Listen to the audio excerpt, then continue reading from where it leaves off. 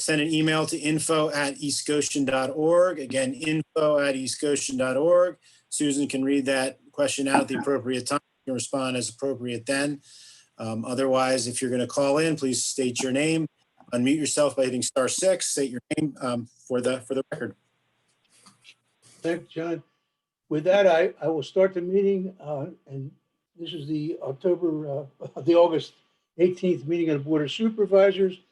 I'd appreciate if everybody would join in me in saying the Pledge of Allegiance to the flag. I'd appreciate if everybody tries to say it at the same time. I pledge allegiance To the flag. to the flag of the United States of America and to the republic Republic for which it stands, one nation, one nation, under God, under God, indivisible, with with liberty and justice for all. Thank you very much. David, you want to issue a moment of silence? Yeah, I'll ask that we all observe a moment of silence to honor those who serve us every day, our emergency services people, our fire department, our police, our healthcare workers in this time of COVID-19 who go into harm's way, and to those who serve in our military.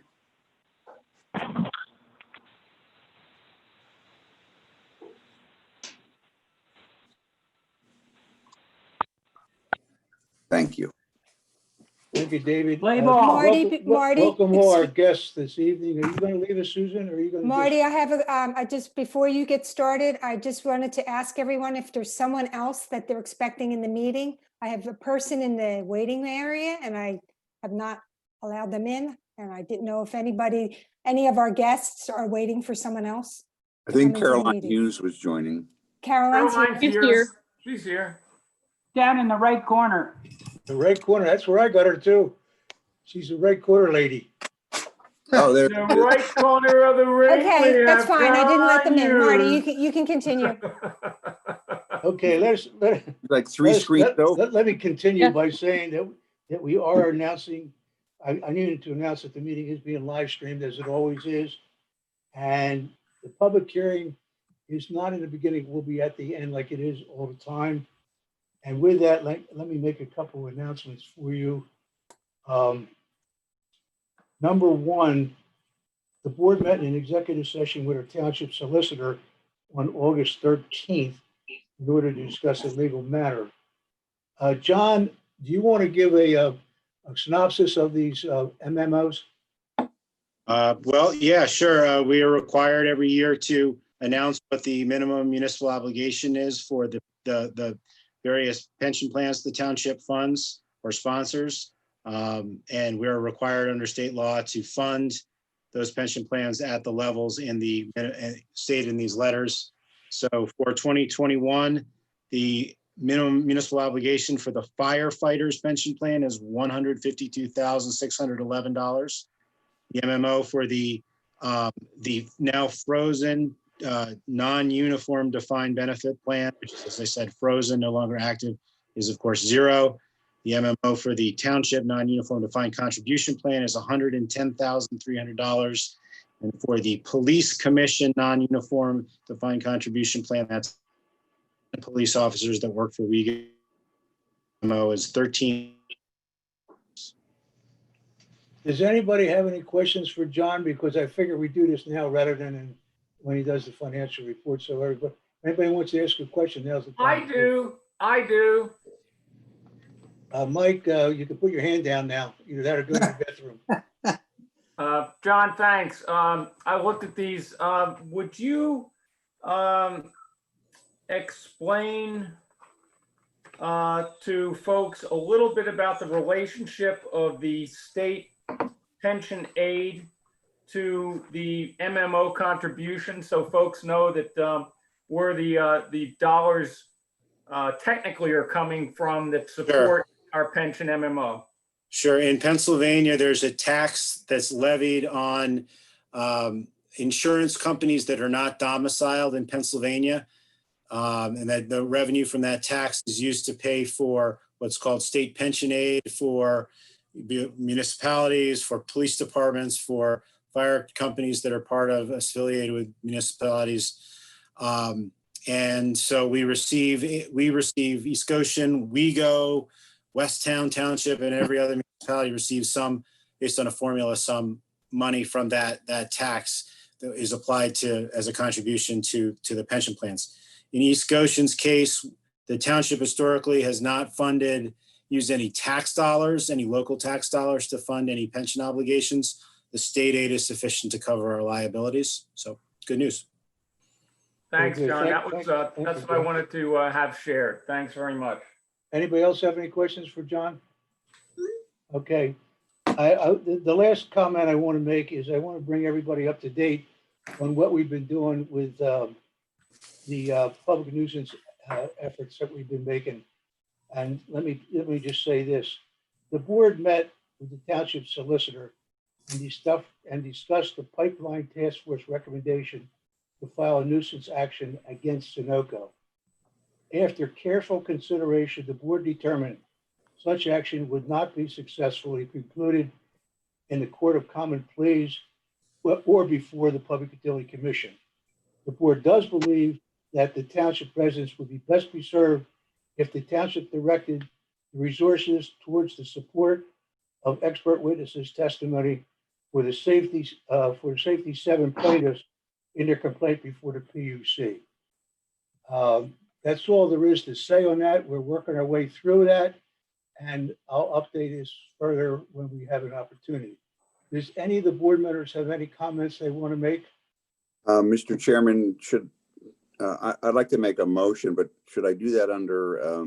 No, it's a good time to do it right now, David, please. Okay, I'd like to move that we reimburse through our legal representative expert witness expenses in the safety 7 case in the amount not to exceed $2,500.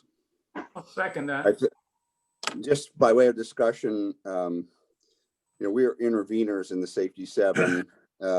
We've asked our solicitor to continue to pursue receiving a copy of the integrity management plan, a copy of the energy transfer risk assessment, and for assistance in effective evacuation plans. So the expert witnesses are critical in the safety 7 litigation, which we are an intervener in. So it makes sense for us. All the actual legal work is being done pro bono, but this case will pivot on the quality of the expert witnesses, and that's why I made this motion.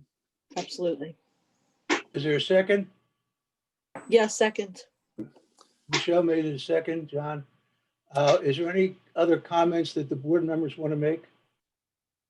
Before I ask for the board to make a decision here, is there any comments from the audience? I have a comment. It's Christina. Yes, ma'am. While You're muted. Sorry. Christina, you Call- muted. I muted Christina. I'm sorry, I was muted myself. I have a caller who entered the meeting. I need them to identify themselves. Caller with phone number ending in 860. Can you please state your name?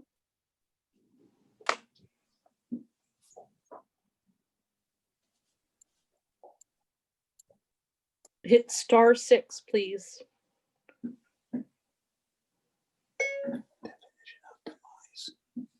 Caller who entered the meeting with phone number ending in 860, please hit *6 and unmute yourself and state your name.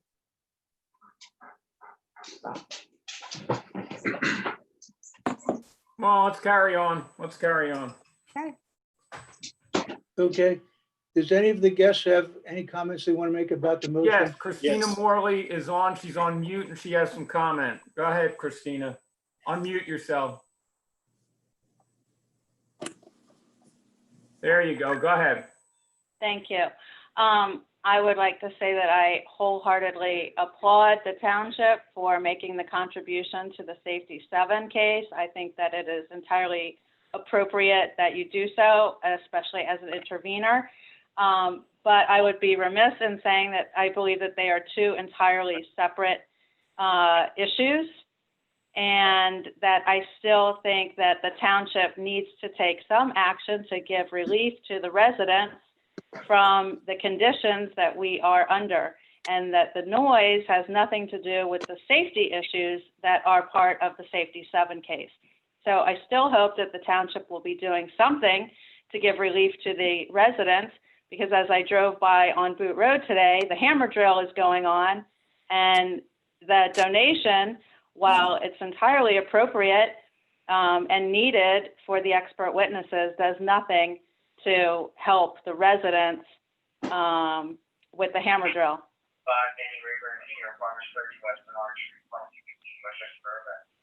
And that issue is still unresolved. So that's my comment. Thank you. Thanks for the comment, Christina. Any other comments? Ricky, do you care to make any comments, because you've been working with Let's the see if there are city? any other comments, Marty, Mr. Chair. Let's see if there are any other comments from the residents are in waiting here. And let's just let them have their comment, and let's proceed from there if we might, respectfully. I didn't think they had any. If you I'll have a make a comment, quick please unmute comment. yourself. Okay. I feel like I should make a quick comment as one of the Safety 7. I just want to say, I really appreciate the board considering this. The residents involved in this case, the lawyers involved in this case have worked so hard over the past 2 years to not only build this case, procure expert witnesses, make sure that our evidence is solid, but also to accept exceedingly fundraise to pay for the expert witnesses. And, you know, it has been an exhaustive effort. And so we have done really well, but yet the fees for all the expert witnesses have not been fully met. And our hearing is next month and will be happening over at least 12 days. So I just wanted to say thank you for considering it. Okay, thank you very much, and good luck, Caroline. Is there anybody else from the audience who wants to make a comment? Call for a vote. No, wait a minute. Ricky, do you choose to make any comments at all? No. Okay. Melissa has a question. I'll call for a motion then. No, All those in Melissa, favor of wait, the motion, Melissa. please Hold say it up, aye. Marty. Wait, Hold It's it up. okay. It's okay. Pardon me? I honestly just wanted to say thank you. Okay. As being part of the Thanks, case, I Melissa. just wanted to thank you very much. Thank you, Melissa. I'd like to make a comment, Marty. May I? Go ahead, please. For Caroline and Christina, first of all, thank you for being here. We appreciate your input. Caroline made the point that the Safety 7 litigation and hearings and all have gone on for 2 years. One of the main reasons we chose to join the Safety 7 instead of to launch our own complaint was that the Sunoco people say they will be finished sometime in January, and we don't think our complaint would even get to the PUC in that time. So we thought the best trail to take would be to join with the Safety 7 and put money into it. Yes. Thank you, John. Anybody else Thanks, have a John. comment? No, I was going to say the same thing John said. Perfect. Is everybody ready to call a motion? Yep. Yes. I'll call the motion. All those in favor of the motion? Aye. Aye. Anybody opposed? No? 5-0, John. Thank you. Okay, the next item is the Emergency Services Report. We'll start with the Chief of Police, Brenda Bernard. Good evening, Oh, everyone. hey, Rick, you want to introduce what the subject is tonight? Hello, Chief. It's Hello. Carmen. Chief, Hi, Carmen. We've Go had ahead, Chief. Go ahead, Ricky. no, the chief's going to give a report and any emergency services, so go ahead, Chief, go ahead. The Okay, report. that's fine. Go ahead, Chief. As most of you would expect, the statistics as far as calls for service in July were down. There were 442 calls for service in East Goshen, which is an 8.5% decrease when compared to the calls for service in July of 2019. Year to date, there is a 19.5% decrease over the same time period in 2019. There were 2,905 calls for service in East Goshen year to date, and last year there was 3,477. Wow. Despite the reduction in calls, there are some interesting trends that I think that the supervisors and the residents might be interested in. Despite the fact that in July we had a decrease in domestic violence calls, disturbance calls, disorderly conduct calls. We had 120% increase in assaults in July in Wow. East Goshen. So despite the fact that general disturbances are going down, assaults are going up dramatically. Criminal mischief is going up dramatically. Compared to 2019, we had a 30% increase. Noise complaints are 61% increase over 2019. If there is some good news, there is a 45% decrease in thefts calls. And I believe that's because residents are home and therefore there's less opportunities for individuals to commit these crimes. Before I move on to some notable incidents, are there any questions about statistics or overall? Yeah, Chief, I have a question. In the assault increase, are you seeing any trends on the types of assaults or the instigation of the reason for the assaults? Do they break down any way? No, generally we're not seeing too much stranger on stranger assaults. Usually it's somebody who is known to the victim, and again, this is a trend for the overall police department. It's a significant other in their life. It's a coworker, it's a neighbor. We're not having too many stranger on stranger assaults. Okay. Chief, it's Michelle. I'd like to ask, are you seeing any age trends here? Like, is it a group of younger folks? Is it middle-aged? Is it elderly with these assaults? And are there incidents where there's alcohol or other substance involved, or is it really all over the place? As far as the ages, it's all over the place. From in the month of July, we had one individual who was arrested for assault who was in his late 50s, but we also had victims that were in their teens. So it's all over the place. With regard to alcohol, drugs, or mental health issues, those have traditionally been contributing factors to all assaults over all time. Okay. Are there any other questions? Chief, Yes, can I ask you I a have a question? This is Marty. Yeah. In terms of police jargon, what represents an assault? Generally, if I just push you, that's not an assault, that's an harassment.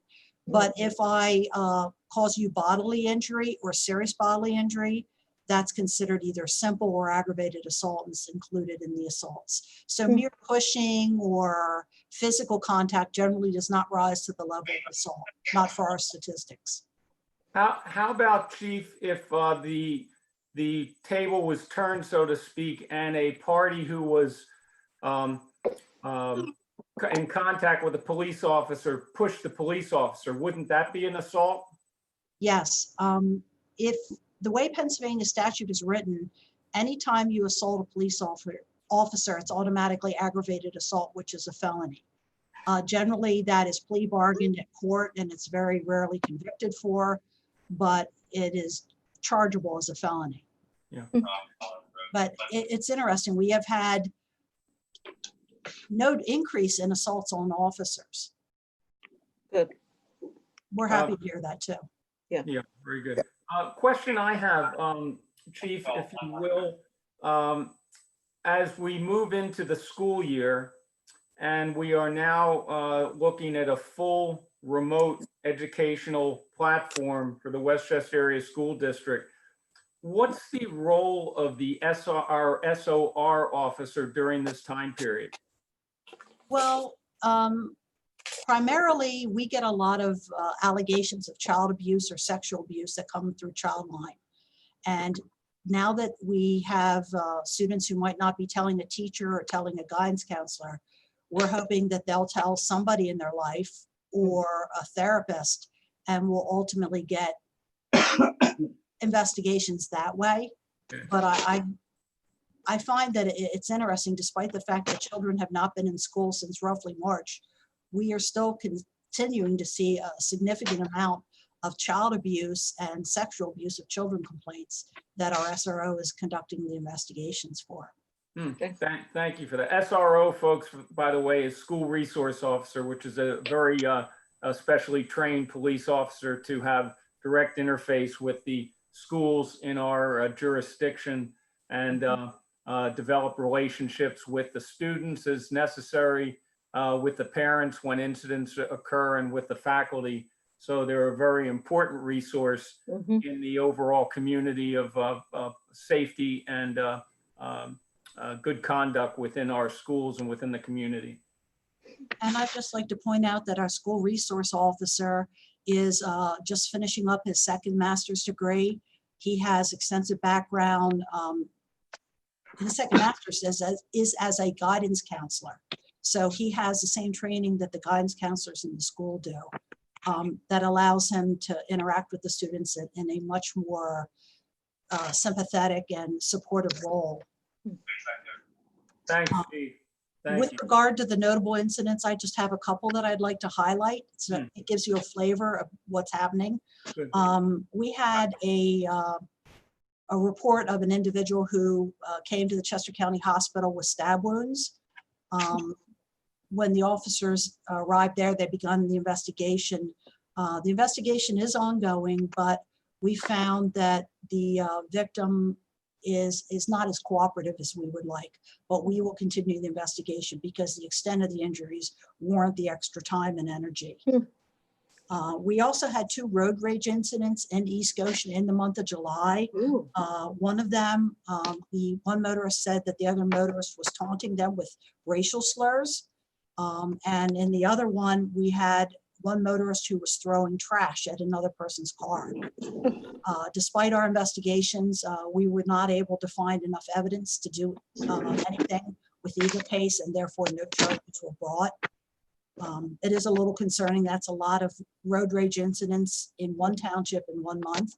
So I think that's indicative of the stressors that people are undergoing in our area. We also had another incident that concerned us at the YMCA. The officers responded to a call that an adult was using inappropriate language among the juvenile campers. And when we arrived there, the individual indicated that he was angry because he felt that the YMCA was not giving attention to an incident that occurred there because of racial discrimination. And when the officers tried to intervene, the individual felt that he did not trust the police and he did not want to cooperate with us. So we mediated a resolution that made the subject, I believe, happy. We indicated that we would allow the YMCA to conduct an investigation, and if he was not satisfied with the results of that, he was free to contact us and we would do a supplementary investigation. So I think we were able to mediate something that made the complainant happy. So Chief, as far as that's concerned, will there be any follow-up with the police department from the Y? Yes. Okay. Because it involved juveniles, our school resource officer will be involved in that to make sure that there is a successful resolution, or at least the complainant feels as though there's a successful resolution. Okay. And the last significant incident that I want to bring up is there was a resident in July who fell for a scam and lost $40,000. Oh, jeez. We're not going to be able to get any of that money back, but that is an extraordinarily high amount. So, Hey, Chief, I'd like to ask you, it's Mike, I'd like to ask you a question. Speaking of that particular matter, type of matter, during the course of the last week at our house, we have a landline, and we have been, I guess I'd use the word besieged with calls. We know it's a scam call from Apple saying support, your account's been breached, but they have called, we must have had 40 calls in the last week. And I wanted to ask you, they left a telephone number and said, if you want to follow up on this, and they gave a telephone number. Is that the kind of thing the police department would take that number and follow up and call them and say, get away, stay away, boys? Or I mean, what do you do? What do you do with that? Obviously, we're not engaging them, but the call, we've had to take the call, our line out of service temporarily so that we're not interfered with and interrupted with these clearly a scam call. What advice could you give me or others who may be assaulted with this, if you will? Well, first of all, the number really won't have any value because over 95% of the calls being made are spoofed, which means they're using an electronic or some sort of service to make the number appear as though it's coming from someplace that it's not. Therefore, using the number really won't do any good. It's spoofed. It's not real. And second of all, do not call the people back, because the one thing that we have found is that if you return the calls, they know that it's a live line and Yeah. you get put on a bigger list so that you get more calls. The best that you can do is to block it. Believe me, Mike, I know what you're talking about. The cell phone that the police department pays for me, I've been inundated to the point that I've told my lieutenants that if they need me after hours, to call me on my home phone, because it got to the point where I was getting woken every 30, 40 minutes all night long. Oh, geez. Okay. All right. Thanks, Chief. I appreciate the. I'm report. sorry I don't have a good answer for you. Oh, that's all right. I understand. Does any of the supervisors have any questions more questions for the chief? No, that was very informative. Thank you, Chief. Susan, you want to ask the guests if they have any questions for the chief? I do, Susan. Go ahead, Susan? Carmen. Go ahead. I'm sorry, I was muted. Go ahead, Carmen. Chief, this is Carmen. How are you? Good, Um, I miss you. I think we talked before. Very nice to see you. I think we talked before on this, but I'm still a little bit fuzzy. We are getting probably 3 to 4 calls every 2 or 3 days with the recording. We apologize. We fouled up on your electric bill. Please push this button. And it automatically slams you over. I Yes, thought there was some sort of, not a law, but something that stopped them from doing it because it was illegally switching them over. Am I correct or not? No? I don't think that has been passed. I will do some research on that and I'll get back to you. And quite honestly, most of those that purport to be from an electric company are not from an electric company. What they're doing is they're trying to get personal information from you so that they can steal your identity. Most of them are not legitimate electricity providers. I believe Karen, my wife, got one, possibly two. Now, she's not in the room right now, but she did have one of these things, and we don't respond. We don't push the numbers. I mean, I just hang up. And it typically comes in on our landline. And the only reason we have the landline is for the alarm system because it's not internet based yet. Right. But she has actually been slammed over, whatever you call it, without doing anything. I thought that was illegal to do that. Fished. And usually you have to push a number to say that you're interested in talking to a representative. But because it's not a legitimate company, they don't have to follow the rules. Yeah. Okay. Same I mean, way she was with able to square extending it your away by automotive calling. warranty. She was able to square it away by calling our provider, and they put us right back. But it's a scary thing. Yeah, they're not supposed to be able to change you without you agreeing to it. But that's one of the reasons why when you get those calls, they say, "Can you hear me now?" Yeah. Yep. Never say yes, because that's how they're going to use, and they're going to say, "I had permission from Mrs. Batavio. Here's a recording of her saying yes." For sure. To the point I tell people, unless your caller ID says it's somebody you know, don't answer the phone. I let everything go to voicemail anymore. So does Karen. We do that now also. Thanks, Chief. Thanks, Chief. Susan, does any of the other guests Anybody- have anything they want to ask chief? Anybody in the public, if you have a question, unmute yourself, please. Okay. Good. Thank you I very think much. we're good. Okay, thank you. Thank you, chief. Chief, I have a quick question before you go about the blotter. So Crime Watch we can sign up for. Can we also sign up for the blotter? Crime Watch is on, it has the blotter on it. You can receive have to it search and get it. those electronically. Okay. The most important thing you should sign up for is broadcasts, because broadcasts are like if you have an emergency feature, like, Route 202 is closed or Route 3 is closed, or there's a barricaded gunman. That's the kind of stuff that you would get on the broadcast, where you get it in real time on your cell phone. Oh, okay. The rest of the stuff is kind of like, you get it when you get it, and you'll read it when you have time. I didn't realize that. I might have realized that at one point, but I've forgotten. So thank you for the reminder. Is broadcast something we can sign up through Crime Watch Yes, it is. on that site? Thank you. Yes. Great. Anybody else have anything for the chief? Chief, I just have one last comment. I've seen an awful lot of masked people around these days. Is there anything you can do about that? I assure you that they're not out to commit crimes. They're out there to protect everybody. Okay, It thank you. is unusual. Thank you, chief. Mike, we're getting infringing upon Mike's bedtime. Okay. No, With that- I'm ready. with that said, I'm ready to go, Marty. 10 o'clock, 11, whatever it takes. the next items to deal with is the 3 fire marshal reports filed, or 3 fire reports filed by the fire marshal's report. Okay, I'm going Carmen, to you leave wanna the do meeting that? now. All right, Thanks, thank you. Chief. Thank you. Bye, bye, chief. Stay Good safe. night. See you, chief. Take care. Actually, Mr. Chair, I have the reports and then I have 2 other quick items if I could. Good evening, everybody. I miss everybody and I hope you're safe and well.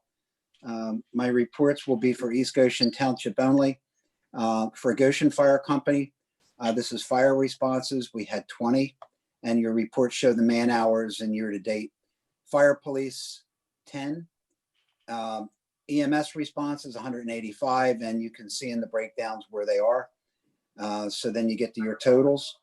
Malvern, we had 30 with 4 basic life and 26 advanced life. Good Fellowship, we had 46 calls, which is 10.3% of their call volume. And that's about average. They average 10 to 13%, depending on how many times they have to back us up on multiple calls. I do have one other thing. There was an email that I'd like to discuss with a protocol, if I could, protocol. I sent an email on a demise on Franklin Way in Hershey's Mill of a gentleman that drowned, but there may have been underlying conditions that is in the hands of the coroner. Public Works was out there as they always respond if needed. We had trucks. I was there with a truck. We had multiple police.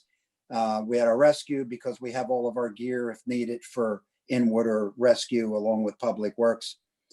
But my protocol, since I have been appointed fire marshal however many years ago, when something comes up that the political arm, which means the Board of Supervisors, may get calls from residents, what I typically do is I don't wait for a report because it can take some days. I send an email, but I send it to the chairman of the board and the manager. My concern, because I am no longer, take this the right way, I'm no longer connected. I don't know when people are on vacation or not. My concern is that the protocol may not be getting out to the board if someone's not there to send it on. So my question to the board is, our protocol has been that I copy the chairman of the board and the manager.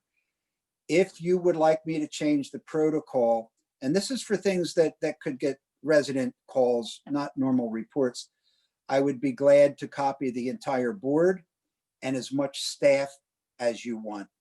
I have everybody's email. It's called BOS, Board of Supervisors. Then I have BOS staff, and I believe that has Mark Miller.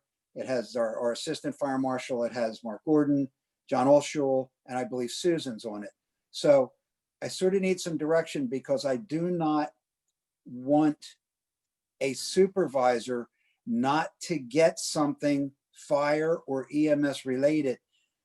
The last thing you want is they call from a resident and say, well, I don't know, Batavio didn't send me anything. You know what I mean?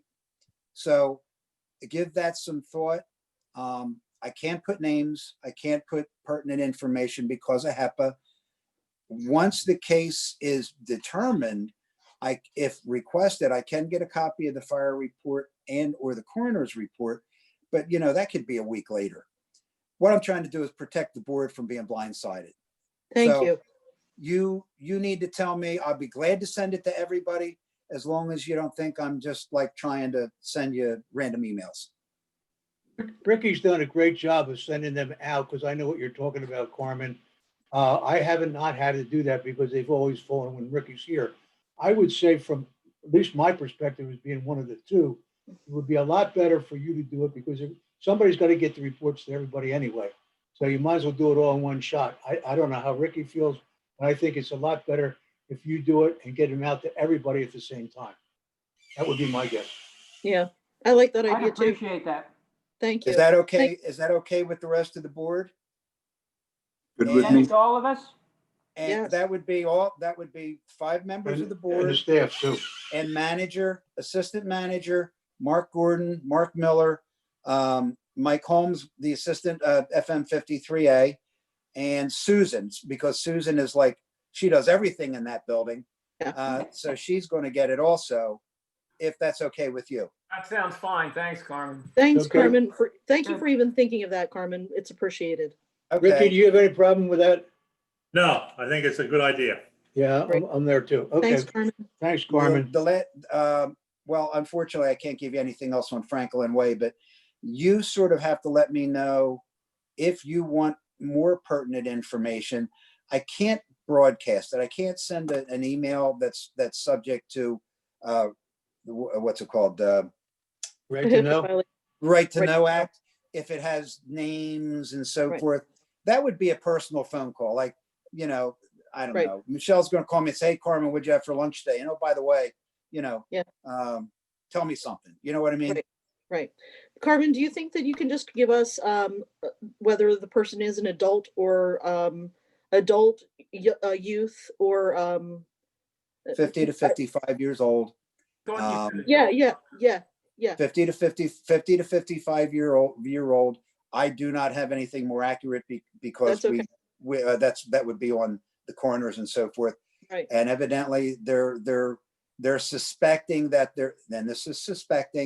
there may have been an underlying problem as Mhm. far as possibly you're in swimming and possibly you get a stroke. And if you get a stroke, Right.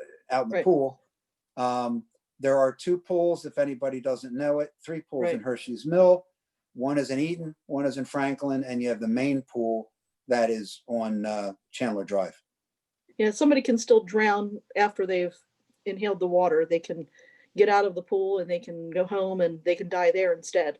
And they're 8 still hours victims later, of drowning. 8 hours later, you can. Yes, ma'am. There you go. I like the idea of getting the basic information. I just want to make sure, is it a child? Is it a resident or non-resident? And that's all I would want to know. I can certainly do that. I can give ages. I can give rough idea of addresses. In other words, if it's Franklin Way, it's going to be, the 500 block Yeah. of Franklin Way. Right. Right. And it was a 25-year-old female or a 25-year-old. Right. I can certainly do that. There's nothing in HIPAA that bars me from doing that. Okay, great. I think that's a good That's great. idea. Carmen's very good at responding, and I think that if we ask a question that goes over the line, he would let us know that anyway. So I think it's a perfectly acceptable way of doing business. Great.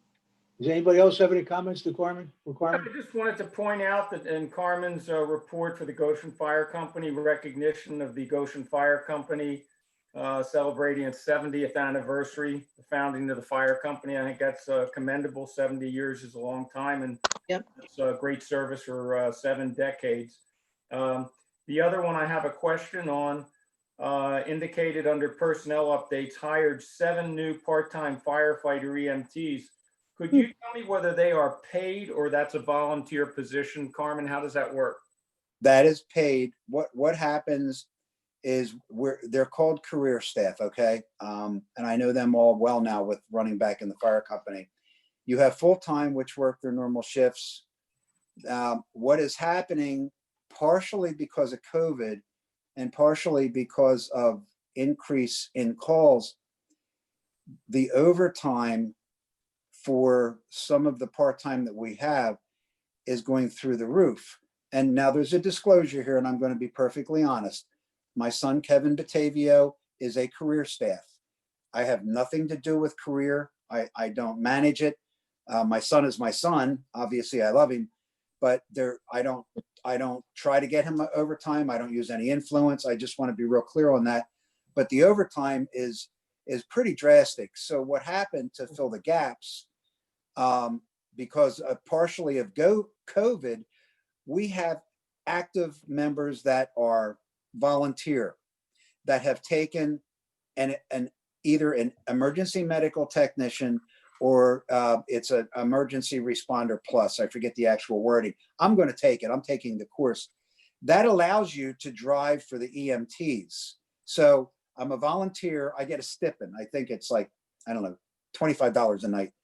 But those people that are doing it as a volunteer to make some extra bucks are not coming up because of COVID, because of protection. So what we're having to do is we're having to fill the gaps either with full-time, which get like first dib, then it goes down to the part-time. My son is one of the part-time, and I've seen what they do. They go on this bulletin board, and Grant Everhart, who is the executive director, he posts all the shift that needs to be filled. So let's say everybody on the screen that I'm looking at, let's say David and Mark and Joshua, because I'm looking at the three of you. Let's say you're paid guys. So you take your block of what you want. You take your shift. Now, when overtime comes available, you sort of have first dibs to get that overtime, and that's part of the bargaining. If the three of you don't want it, let me scroll one over. We got Marty. We don't want Marty. Mark Miller, he's in his chair.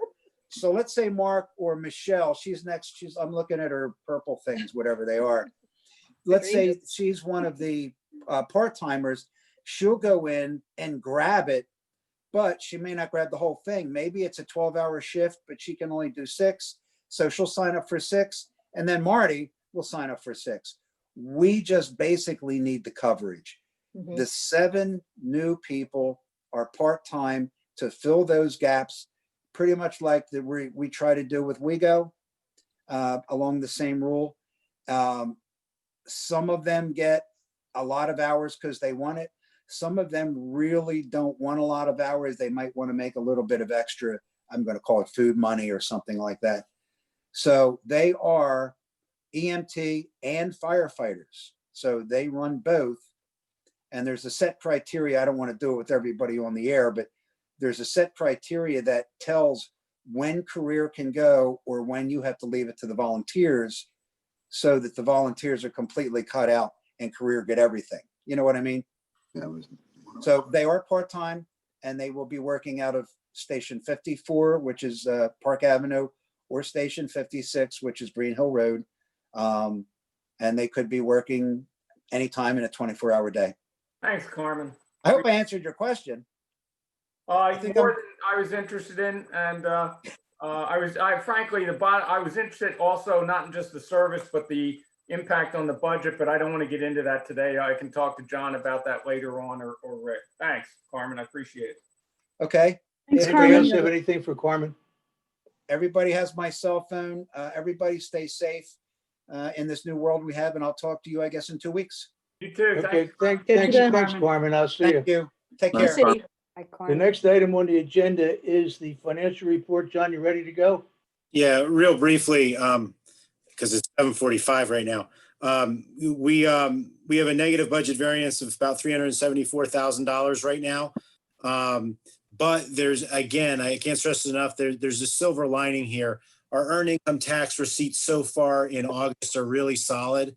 We're going to meet, I think, very comfortably meet our monthly budget figures for this all important month in August. So, we're on track to only be a little under budget for the year for EIT.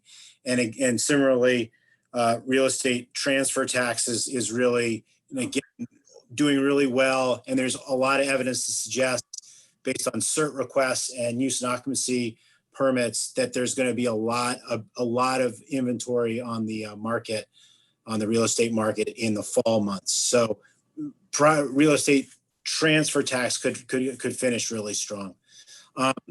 Otherwise, I didn't change any of the year-end forecasts. I'm still projecting that the general fund will finish with about a deficit of a little less than $500,000. But again, as I said last time, it could be a whole lot worse. And as we get into September, I'm going to start pulling together the proposed budgets for discussion in October and November, and looking forward to getting a start on that. Thanks. Okay, anybody have any comments for John? Yeah, Questions for John? I do. John, thanks as always for the report. And correct me if I'm wrong, if I note this incorrectly.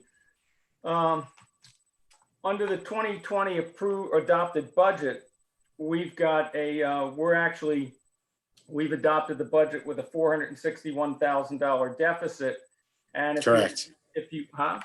Correct. Yeah, and if you look at the 2020 projected deficit of 488, really at the moment we're looking only, if you will, direct expenses or budget performance this year at year to date. We're down just $26,000 or so. So Yeah. the initial impact we thought was going to be with CV19.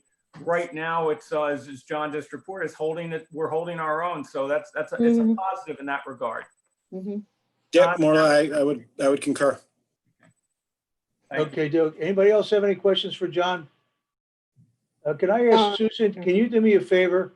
Can you take me Sure. off the agenda so I can see everybody? Part of my problem is, that's great. Part of There my you go. problem is when somebody wants to talk, I don't know that they want to talk because I can't see Right. them. Okay, Thank you very much. I appreciate that. The next item on the, everybody done with John? Well, next- I think we have to make a motion here, don't we? There's no motion. It's just a report. Yeah, it's Just a report. Okay. The next two items are the minutes and the treasurer's report. I have read the minutes. I found one, I forgot to call this in, but on page 3, line 19, it's Linden Lane, not Linden, whatever's there, Correct. Linden Right. Lane. Other than that, that's the only thing I found out of order. Does anybody have any questions for John or comments for John? I actually have a comment.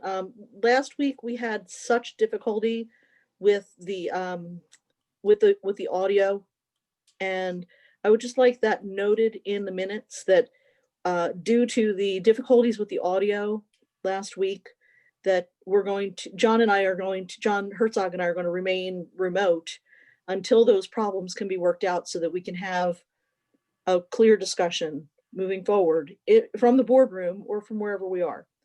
It was just so difficult to hear. Marty, you didn't have the ability to hear us at all. And I just think that needs to be noted because you couldn't hear any of our argument on anything really. And it should be noted that audio was really a technical problem last week. Yep, we can add a note. Thank you. Sure. John, I think I can leave it to you to add it in the right place. That's no problem whatsoever. And I don't think that'll mess up approving the budget or approving the minutes if we want to do No, that. they looked accurate to me, except for that one that you corrected and I was going to mention. Is there any comments from the board members besides that? Oh. Susan, is there any comments from our guests? Public. participants, you have any comments? No, Marty. Okay, I'll call the question then. All those in favor of the motion, aye. Wait, there's no motion. What We didn't motion? have a No motion. motion. Mr. Chair, I'd like to move Did we that. approve the minutes, John? Somebody make a motion. We're gonna make a motion. Let me There's no make- David. motion. Oh, I see what you're saying. Mr. Chair, I'd like to make a motion that we adopt the minutes as presented and for the meeting of Tuesday, August 11th with the changes that were noted by yourself and Michelle. I'll second that. David, I Beat you. apologize for taking your moment in the sun out. It It's very was important. an error on my part. We look It's forward so to that long from every one night. thing to the other. All in favor, aye. Michelle's the second, is that correct? Aye. All those, let's take a vote then. All those in favor of the motion? Aye. Aye, Is aye. anybody opposed? None. Okay. The treasurer's report, is there any supervisor that has any questions at all about the treasurer's report? No, just a few comments.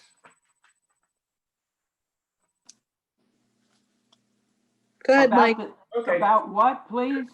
Just three comments, positive, but just to share with our fellow citizens. If there's any question about us looking after the assets of the ponds, of course, we know the work in Marydale to restore the pond and other work, but to control the algae blooms, et cetera, this current expenditure register includes $1,900+ to manage the ponds and keep them in a aesthetically and actually a healthy environment for any of the aquatic life that's in them. And the other one I would note is there's any question about us trying to keep some of our facilities, particularly the park, et cetera, disinfected during the CV-19. No question. Expenditure of over $2,000 for vital oxide disinfectant. So we are taking it seriously, and those expenditures indicate it. And the last comment I would have is under the Capital Reserve Fund expenditure register for this period. And we've got a $440,000+ expenditure to Alan Myers. Noted by John, that is all reimbursed by grant funds. That is not direct township taxpayer dollars. That is from our grant. And those are the only comments I have. I saw no anomalies or anything that I have questions on otherwise. Yeah, just for the benefit of all the supervisors, remember that most of the things over $5,000 we have already approved. So when you're looking at these things, we go anywhere from 0 to 5,000, and if you're going to put an emphasis on something, it's kind of where you want to have a break point. I mean, if somebody spent $10 for screws, I don't think you have to worry too much about it. But if something's done for $1,000 or $500, you may want to question what it's for or understand better what it's about. So that's one of the ways I've looked at it. Others might have their own. I disagree because, you know, a few months back, I pointed out that, was it an iTunes account that was inactive, and, you know, $10 a month adds up. If it's an inactive account, why are we paying $10 a month, right? I do have a question about the SBCA. You can do it any way you want to do it. SBCA. I'm just making a point. Yeah, the SBCA, John, it says that there's a stray pickup activity, and we paid them $281, or we're paying them $281. Do you know how many stray pickups that is? And is it only? I have to look at what the invoice said. I don't have that in front of me, but it's all laid out in the contract. I can follow up with you offline tomorrow morning. Perfect. Oh, no, Correct. not tomorrow. Sometime next week is fine. Yeah, okay. I was just wondering, and then what do we do about deer? Because there had been a deer down at Paley Pike near the Sunoco station. What do we do with the deer when they're to the side of the road? Commission, you call the game commission. Yeah, the game commission, and Unless- that's an Rick, you're issue. muted. Unless Susan- it's a state road. We call PennDOT, Yeah. Right. and PennDOT has a contract with a gentleman who comes out and picks them up and takes them to the landfill. Perfect. We have okay. called PennDOT about the deer. Thank you. Anybody no else other have any questions. comments? I have no other Any board questions members about- have any comments? Susan, any of the guests have any comments? Because we're going to take a vote. We have a motion. So, Mr. Chair, I move that we graciously accept the receipts and approve the expenditures as presented in the expenditure register and as summarized in the treasurer's report. I'll second. Go back to the same question. Anybody else have any other comments? Is there any, Susan, is there any comments from the audience? There's no comments. We just had a caller join though. I'd like to ask them to identify themselves. Caller who just entered the meeting, can you please state your name? No lurkers, speak up. Please Star press *6 to unmute yourself and please state your name. Oh boy, let's move on. Okay. I just We want to gotta find a confirm, better- I'll Susan, confirm we that gotta it's find a better way of Christine doing Marshall. There's, The next item is. Thank you. We didn't vote. I got to take a motion on the treasurer's report, correct? Aye. Taking a vote. Aye. All those in favor of that motion on the treasurer's report? Aye. Aye. Is Aye. anybody Aye. opposed? No. 5-0, John. Thanks for your work, John. The next item is, there's no old business. The new business is John Kern here from Christine Houlihan's Yes. office? yes, he is. Yes, I'm Where is here. he? John, go ahead and Can you hear do me? whatever you'd like to do.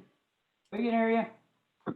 Great, thank you. I just wanted to thank you, Mr. Chairman, the board, and Susan for giving me the opportunity to speak to you on behalf of Representative Houlihan.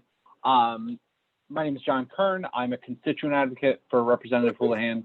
She is a freshman representing the 6th District, recently redrawn lines, which includes all of Chester County and 7 Berks counties. Representative Houlihan is a 3rd-generation veteran, an engineer, and an entrepreneur. And I just wanted to go over briefly some of the services our office can provide to serve the community. There are 3 offices, one in Washington, D.C., one in Westchester, and Reading. You can reach out to the office with several requests from either Chrissy or staff, including but not limited to recommendations for legislation, assistance with federal agencies, and letters of support for federal grant applications. Our federal agent, we can advocate for you with the IRS, with the VA, and to try to be helpful there. Grant applications, we've written letters of support for grants in amounts from $2,000 to over $2 million. So please don't hesitate to reach out if we can be helpful there. We have, as an office, closed 1,518 constituent cases with federal agencies, returned over $3.2 million to the district, and responded to over 130,000 constituent inquiries and held 26 town halls. I wanted to just highlight some legislative efforts led by Representative Houlihan, including the Families First Coronavirus Response Act, the Coronavirus Aid, Relief, and Economic Security, that's the CARES Act, and those provided funding for small businesses in the forms of grants and loans, increased access to coronavirus testing, enhanced worker protections, expanded unemployment benefits, provided relief to state and local governments, and a $1,200 economic impact payment. She also voted for the Invest in America Act, which would provide $500 billion in much needed infrastructure improvement. She also co-sponsored the Delivering for America Act. I know the post office has been on a lot of people's minds, and that bill would prevent the cutting of post office services during the public health emergency. Finally, I just want to remind everyone to participate in the 2020 census. The census is constitutionally mandated and is a huge way which for the federal government to establish the funding and representation you have in Washington. And with that, I would be glad to take questions from either the board or the general public, and would definitely encourage you to share my contact information with anyone interested that I could be helpful with. Hi, John. This is John, Michelle this is Truitt. Marty. I got one question for you. Good try, Michelle. The One of these days. I mean, Okay. somebody go ahead. doesn't move or raise their hand, I can't see. I mean, it's Well, all get there's to it. I your mean, technology squared away. Okay. Go But ahead, Marty. anyway, the question is, over in the county, they expect, if everything goes well, that the paper ballots would be here for distribution or would be distributed about the end of September, the early part of October. Is there anything that your staff or Christine Houlihan knows that is different than from that? It's a county function, Marty. Yeah, Pardon me? unfortunately, we don't have any better access to that information than the county or the state Department of State, which handles elections. Unfortunately, I'm happy. Voter services. Voter services at the county. John, this is Michelle Truitt, and I'm wondering, earlier in the evening, we talked to Chief Burnett, and we had asked her if there was any legislation regarding scam phone calls. Can you tell us if there's anything that has been recently passed or perhaps is in the pipeline waiting to be attended to regarding scam phone calls? We had a resident who just lost $40,000 of cash. That's a lot of money. That's a lifetime of savings for a lot of people. Is there anything being done that you know of? Michelle, what I can tell you is that I do know that there was a bill introduced last year. It's escaping me now. I think it's the Stop Bad Robocalls Right. Act, and that Can was you possibly follow up introduced with by. Rick? I would be Good. glad to. Okay. I think that was introduced in the Energy and Commerce Committee, and I can Okay. definitely follow up with you there. If you could follow up and send that to Rick, maybe Rick can send it out to us and the chief, whatever you have, whether it's moving or if it's dead or if it's passed. We'd really like to know. Thank you. Definitely would be glad to follow up there. Thanks, Michelle. John, Mike Lynch, would you share with us all the various committees that the good Congresswoman sits on in her role for us and in DC and in Congress, what committee she's involved with. I would be glad to, and in fact, I'm sorry I didn't mention that in my spiel. Representative Houlihan serves on the House Armed Services Committee, the Foreign Affairs Committee, and the Small Business Committee. Typically, members sit on 2 committees, but Chrissy thought it was especially important, so she requested the 3rd committee assignment on small business. Good. Thank you, John. Anybody else? No. Good luck. Keep safe and keep the Congresswoman safe, and appreciate the work she's doing. John, Thank you all. Herzog, do you have any questions? No, sir, I'm fine. Let's get on with it. Thank you, John Kern. Thank you very much. Thank you. The next item, and I'm sure there's a number of people in the room that have been waiting for this, is item 11B, which is the consider recommendation for Synthes USA. Mark Gordon's here, right? Mark, are you going to lead us through this and introduce the guests that are here? Or is he not here? He's here. He's coming. Oh, there he is. I see. He's coming. He's muted, but he's coming. Muted, Mark. Muted. Mark, this is your show, but you're not, you got to unmute yourself. You're muted. Mark, you are muted. You are muted, Mark. There you Thank go. you. Hooray. Okay, so as you all Get the know, Marty Award. as you know, the Synthes has a land development application before you, and they've gone through the planning commission process, and we have a recommendation from the planning commission for you tonight. So with that, it's basically a 1,900 square foot addition to the existing finishing plant at 1303 Goshen Parkway. Jabil is the current operator of the plant now, the former Synthes and now Johnson & Johnson owned plant that does all kinds of medical devices and medical screws and joints and all that kind of stuff. With that, I'll turn it over to Mr. Burke. Wait a minute. Before you do that, Ernie Harkness is the chairman of the planning commission. Do you want to say anything to supplement what Marcus just said? No, I'm fine. Mark said it well. We reviewed it and passed the recommendation on. Okay, thank you very much. Okay, Mark. Ernie, John Herzog here. Was there anybody on the committee that opposed the provision here? Yeah. Well, this was a unanimous recommendation. Okay. How much do we have to talk about this? I have 3 comments I'd like to ask about, John, if I might. Well, let's see if the applicant wants to add anything first. Mr. Burke, You running things now, Mark?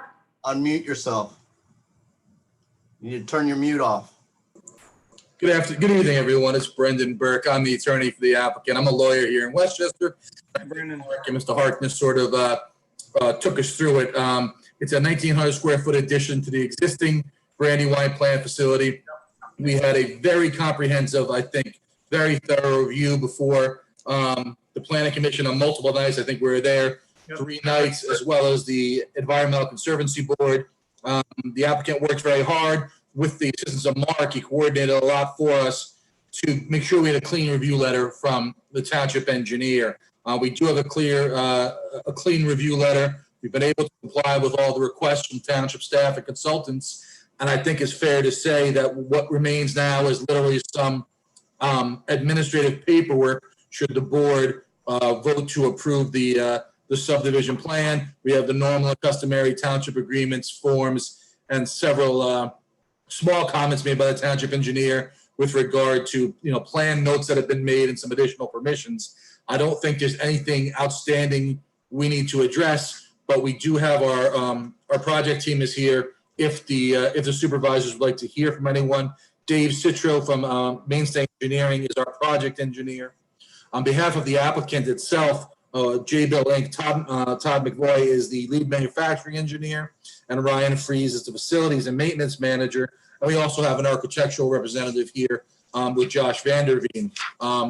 I think the review has been as comprehensive as I've seen in all my years in Chester County, but I think the project is a fairly simple one that won't have too many impacts beyond which it's already there in that zoning district. And there were just a few small waivers that were recommended for approval. And I took the liberty of reviewing the packet tonight before the meeting, and it seems like Mr. Gordon's memorandum fairly encapsulates everything. So with that, I think if the supervisors have any questions for any of the staff or team we've assembled, we'd be happy to address them. Other than that, I think it's pretty buttoned up, as Mark asked us to be before we appeared before you tonight. Brendan, thank you. Mr. Burke, I want to thank you for having all the folks from that were associated with this that you felt should be here tonight to be here. I know it's an imposition of time, and it just so happens we have an agenda, and we try to keep the agenda together. Is there anybody? Yeah. Ernie, is Thank there you, Mark. anything Yes, that I have a couple of questions. Brendan, thank you for that overview. And I presume your reference to a very comprehensive review was not a backhanded comment. It was appreciated that it was a very detailed and careful review. But here are my questions, Brendan. Sure. I'm going to give you the three of them. The one has to do with the waiver request on the pipe sizes. The waiver request is for pipe sizes within the private storm water system. That's the first one to comment on. The second one has to do with a detail for the proposed lighting shall be provided. And it indicated there was a resolution that provided that a light has been removed. So the question there is the light was not necessary. And then the third question I have is on page 5 of the Pannoni report, number 24. It says the proposed outlet structure may be on the adjacent property, which is noted as under different ownership. Please confirm authorization has been provided. And the Pannoni note lists here as of August 4th, so it may be dated. The applicant has stated that they will secure permission prior to final plan approval. Brendan, any comment on those three? I do, and I'll be able to redirect the first two to our project engineer, Dave Citro, but I can personally address number 3.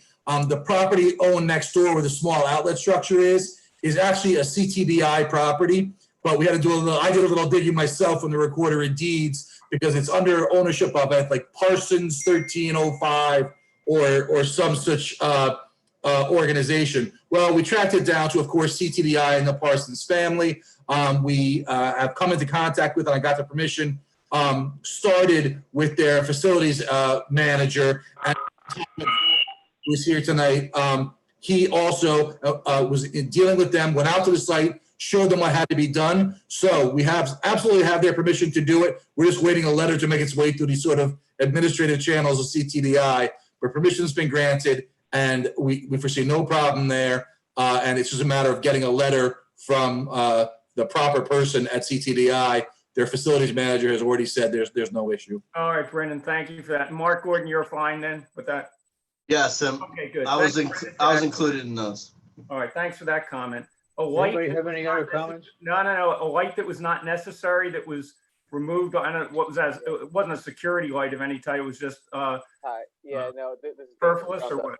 Yeah, I'm the civil engineer for the project. Hey. At one point in the design, we had thought about installing a pole light in the parking lot. There's not a light there today, but as we went through and kind of did some analysis with the egress path and took a look at what was actually necessary, we decided that adding that parking lot light wasn't necessary, didn't bring anything to the design, so we ended up removing it. At one point, we had a parking lot light on the plan without a detail. Pannoni brought that up, and we subsequently removed the light. Okay, thanks, David, for that. And then the one that I was interested in also, Yeah. Brendan and David, the waiver having to do with pipe size, it references a private property. You know, we've had some issues here with stormwater and undersized pipes creating situations. Michelle's very familiar with that. Is there any relationship, Mark Gordon or Brendan or David, to that waiver as it may affect future stormwater and its ability to convey it in a proper manner? Yeah, so I believe the township requirement is for 15-inch pipe, if I'm not mistaken. When we requested a waiver for a smaller pipe, we are just collecting some roof runoff and we're directing it immediately into the adjacent stormwater management basin. All the piping runs under grassed areas, which are outside the parking lot. There'll be no traffic load on any of the pipes, and the pipes are actually going to be installed pretty deep. So the amount of hydraulic head that could potentially back up would be pretty significant. But we did run an analysis on the pipe to make sure that it has capacity, and we're confident that it does. The township engineer reviewed it and believe he has concurred. Okay. All right, David. Thank you. Brendan, thanks very much. I appreciate it. Ernie, I got a question for you. Is there any particular facet of this application that caused the most concern for you guys? Not really. We had question with the fire service report that was resolved. And once that was resolved, most of our, majority of our issues were concerned. The actual pipe size, we also questioned, and the township engineer reviewed that. So we were fine with this. Okay, Mark Gordon, is that the same question? Did you have any particular concern that you focused on? No, they've all been addressed at this time, Marty. Thank you very much. I need to make a comment here. I Michelle, go really ahead. appreciate the detail that you all went to. Going out to the site and seeing the stormwater basin made me feel a little bit better about the stormwater runoff. I'm still concerned about downstream from you on Linden Lane and Grand Oak. That's a whole other issue. And I just want to make sure, Mark, we had talked about it before, you and I, you're satisfied that this is not going to contribute any additional runoff to that particular stream, that creek, correct? Oh, no, that's not the case. You're always going to create more volume when you add more impervious coverage, but it's the rate of runoff. Right. That's what I meant. To keep the keep the post construction runoff rate equal to or less than the pre rate. So, but it'll be over a longer period of time, which is what you want to do. More acceptable. Send out that volume. Right. To the so one of the other things that I had brought to your attention was I was concerned about the neighbors next door and mitigating dirt and dust and noise. You feel that you're far enough away that you don't have to put up any kind of a curtain or anything to prevent excessive dust and debris from flying toward the farmhouse there on the adjoining property? Can someone address that? From a code standpoint, I'm not worried about it. I know that from code standpoint, that's right. You and I had discussed that. I know that you're not concerned about it, but just being a good neighbor, are you guys going to put up any kind of curtain to mitigate some of the dust and debris that's going to be stirred up? So there is dust control that'll be as part of our application and part of the application with Chester County Conservation District. Okay. There is also some fairly significant tree growth that separates the properties, and the farmhouse is pretty significant distance away. Okay. From where the construction is actually going to be taking place. Okay. All right. Mr. Burke, I know there was, I think the initial use application that was the original one is back in 2007, I think it was maybe. Is there any conflict at all between with that plus what you're doing now?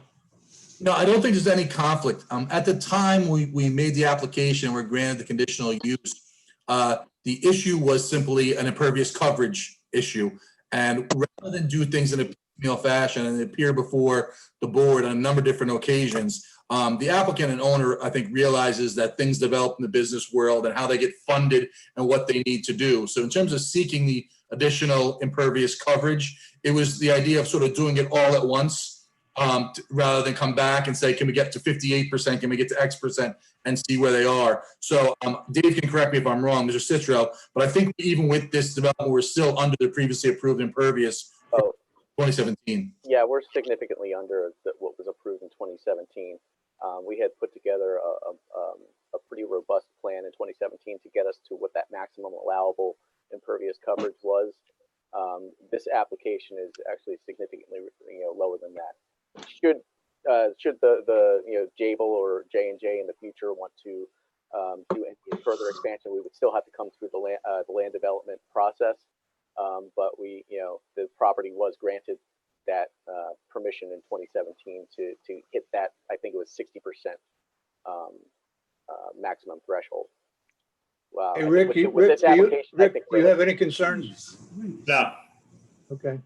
Anybody else from the East Goshen side have anything they want to add? I Questions? just want to say to Brendan and the team, and if you pass on to your CEO, we really appreciate your investment in East Goshen. I know that our review is comprehensive. It's our due diligence. I know it's not inexpensive, and I know it's time consuming, but the outcome I hope will be good. And again, your investment in East Goshen is really important to us. So we wish you good luck with the project. You'll certainly have my support when we get to that point. Well, thank you for that. And I hope, and that was my comment to start to begin with was, I think I said even at the last planning commission meeting, it's nice to be able to have everything wrapped up and done in advance.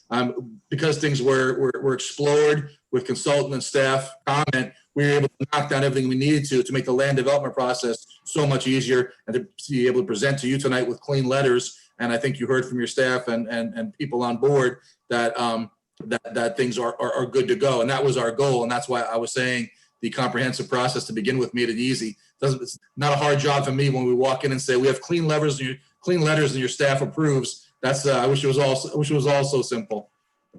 Ernie, did you talk to the folks about the plan we have to see what we can do to bring up the speed and keep current from a sustainability position on the industrial park situation? Had you had any conversations with them about that? Yes, I participated in the futuristic committee meeting. We're working with them. They're going to do some effort in getting a survey with the business park owners. Once the survey is completed, which we may assist in doing that, we're also going to look for reach out to the business park folks, owners, to see and meet with them personally to see how we can enhance their experience in the business park. And then once we get that accumulated, I'll take the action to have the planning commission look at that as we're reviewing potential ordinance changes over the course of this year. We did select the business park as one of the initial set of ordinances to look at to see if there's any changes we can make to make them more advantageous to folks staying or coming to the business park. For those that don't know what Ernie and I are talking about. Mr. Chair, I'd like to make a motion. Okay, you do it, David. Go ahead. Thank you. But before I make my motion, I'd like to also thank Synthes and Jabil for being good neighbors and good commercial residents of our township. We appreciate and value your being located here.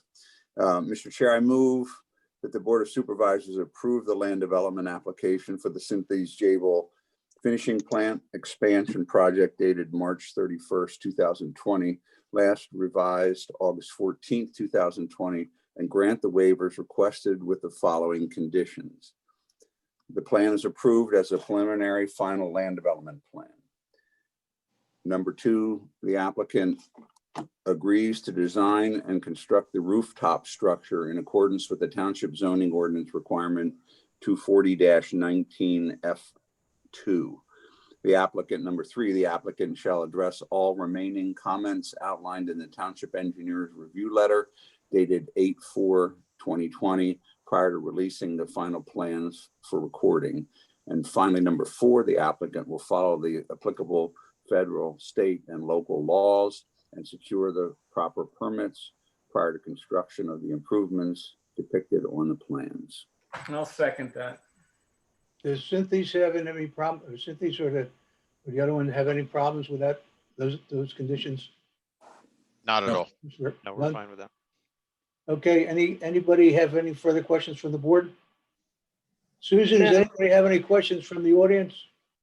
Any questions from the public? There's no email. Any None? questions? No. Okie dokie. I'll call a question then. All those in favor of the motion? Aye. Aye. Is anyone opposed? 5-0, John. Thank you very much. Thank you very much for coming tonight. We appreciate the wait that you had to go through. and thank you very much for that. I appreciate your patience. Thank you, gentlemen. Thank you. Have a good evening. Thank you. The Appreciate it. next item on the Appreciate agenda having you. is the consider recommendation for a variance for 1137 North Chester Road. Who's going to run us through that? Let Mark Gordon run us through it. Mark Gordon? Yeah, Is he still here? Mr. Chairman, so before us tonight, you have a variance application for dimensional relief for a two-story addition at 1137 North Chester Road.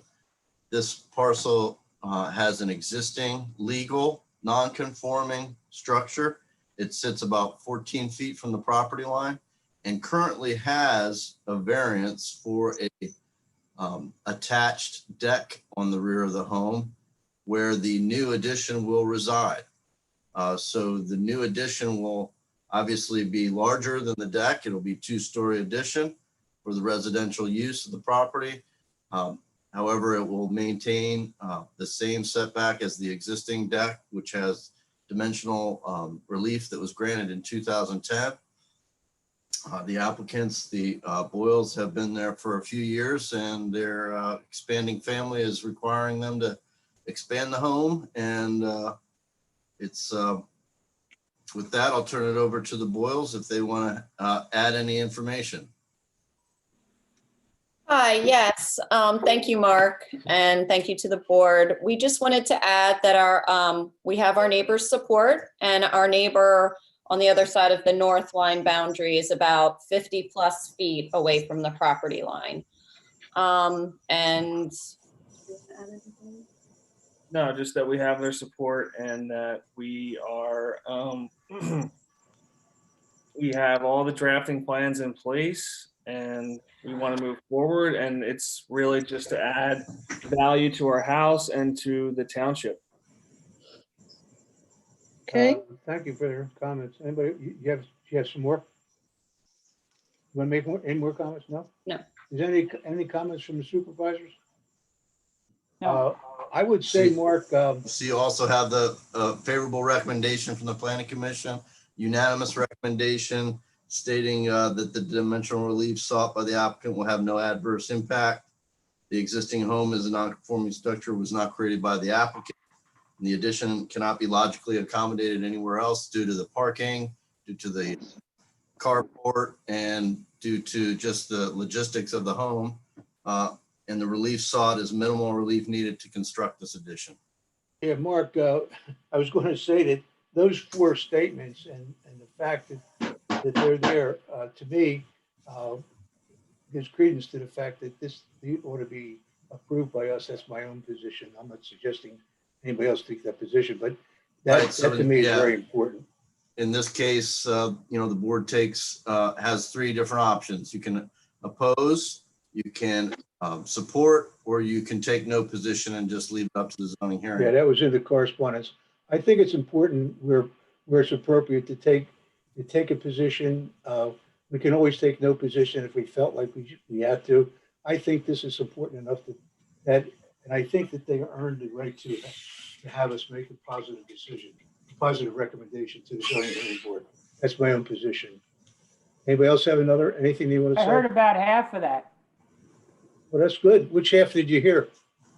The first half, and then you lean back, and I didn't hear the rest of it. I said that in accordance with Mark Gordon, we have three choices.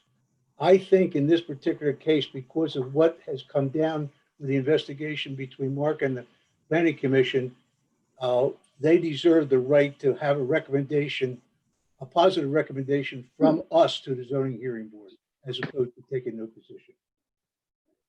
Marty, is that a motion? That's my position. If you want me to make a motion, I will. Make a motion. I just made it. Is there a second to I that second motion? it. I second that motion. Does anybody want to comment on the motion? I will. I want John Herzog to comment on this. It's the vaguest motion I've ever heard. Yeah, it is.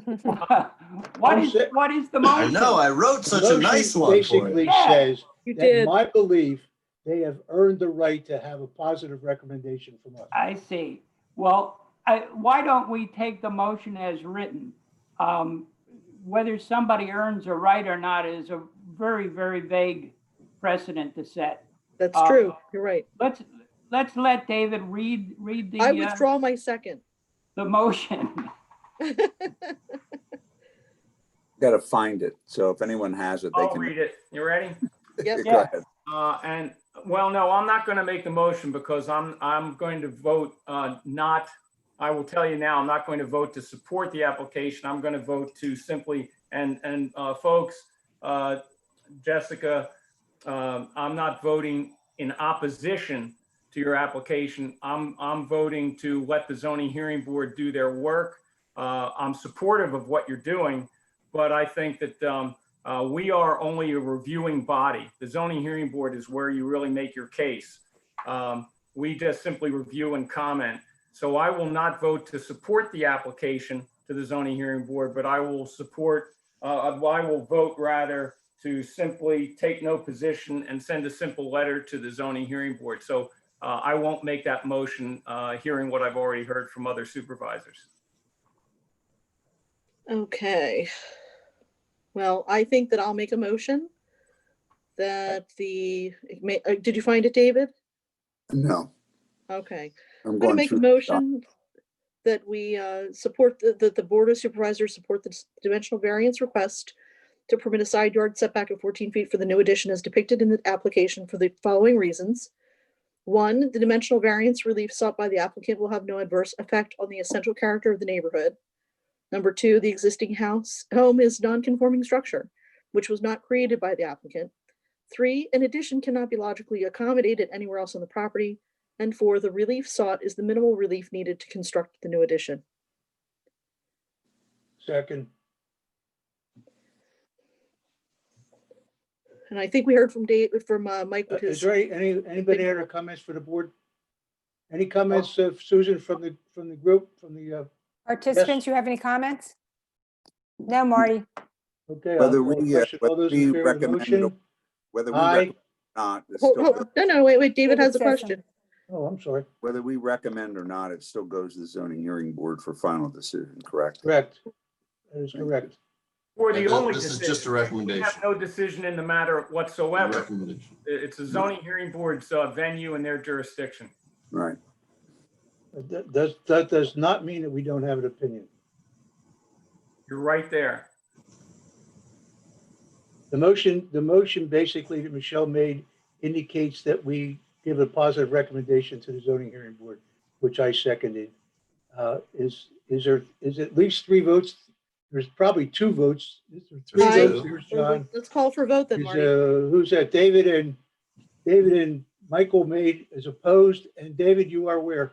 Call Guys, for a can you vote, just Marty. call for a vote, please? This was just, all right. I was trying to, it's hard to say when you know you got a conflicted motion. And No, it's John's simple. saying yes. Call for a vote. Call for a vote. Aye. Aye. Aye. Aye. Nay. 4-1. Mike's 4-1. in opposition. Okay. Okay, thank you very much, folks. So, I appreciate that. to the Boyles, just so you It is understand. true, though, it is It true goes that to the the zoning hearing board has the final say in this. We are just giving you a little bit extra help along the way. But when you go to the zoning hearing board, they have their own way of asking questions and so forth and so on, so be prepared. Okay. And that's all I have to say. There's nothing else more to say. But the next But step they is are the zoning final- hearing They're the board. final deal makers on this one. Mark, do you know when that? Next Wednesday night, Okay. Next Wednesday night. 26th, Okay, 7 p.m. Ernie, you Same don't have Zoom any- channel. no, it's too Same late now channel? anyway. Okay, thank you very much, folks. All right, Thank thank you you. very much. Thanks, Mark. Moved Thank to you. next You're item, welcome. and See you that guys. is to consider replacement of the MIG welder. As the document has said, did not have this in the capital program. However, we do need to replace the welder that we have. So is there a motion to that effect? Question? Yes. I thought we had a D in there. What happened to the recommendation on the pipeline ordinance? Oh, we covered that at the beginning of the meeting, John? Oh, we did that at no. the beginning of the meeting. Not the ordinance. Excuse me. No, Not the ordinance. you missed one, Marty. Yeah. Oh, I missed one? Well, it's okay. At this stage of the game, That's fine. That's fine. As I started down the path of this one, why don't we just finish That's this fine. one Okay, and go to the Okay. other one? We'll do it next, John. Is there a motion to do the welder? Get that out of the way. I make a motion that we approve the expenditure for the welder that needs to be replaced. I'll second that. And add the welder to the capital account. I second that. Is there any comments or questions from the board? Yes, I have a couple, if I might. Go ahead, Mike. This, of course, wasn't in the 2020 budget. And I know certain supervisors have had a particular position about CV-19 period spending. Yep. So I'm curious about that. The question I have is, how long has this been out of service? Is it repairable? If so, is it safe such that we could either rent one or have one available in a repaired form until we can properly put it in the 2021 budget? That's my question, comment. Excellent Good question. question. Good Is Mark Miller still here? I think he's I am. there. Oh, good. We can't see you. but- Steve Walker uses the welder on a daily basis. Right. It's 20 years old, Mike. It burned up. It's not repairable. So we shopped around, we got 3 different prices, and it is in the capital reserve fund. It just wasn't in to be replaced this year. And it was just one of those things where it broke. It's no good. is it indeed 20 years old, Mark? Yes, sir. Okay, So we have accumulated depreciated asset wasting for this device since it's in the capital reserve fund? Yes. Okay, so the funds are in the capital reserve fund. It Right. just wasn't budgeted for this year. No. Correct. And it's going to the It's not- scrapyard. Are we it's getting an anything for it? It's an unforeseen expense. I mean, it is in capital reserve fund. He welds both steel and aluminum and we got to have it. And the And problem is if you don't have it, we get a snowstorm in the middle of the night, and something breaks, and we got to weld. We don't have a welder. So we need, Understand completely. Are we going to be changing the useful life of this in the capital reserve since it didn't make it 20 years exactly? Good question. We're going to make it 10 years, 15 years, so it's properly funded for a shorter duration life expectancy? I would do 12 years. 12 years. John, you got that one, I guess, wherever John is? where is John? John, he froze up and dropped off, but I'll make sure Um, that he gets the information. Oh, Thank can I you, do Susan. that? I want to do that. Yeah, just Hey, send Mark. me it. Caroline, Nice try, Mr. Gordon. Does anybody else have any questions regarding the motion? Got one more thing. I'd like to ask Mark.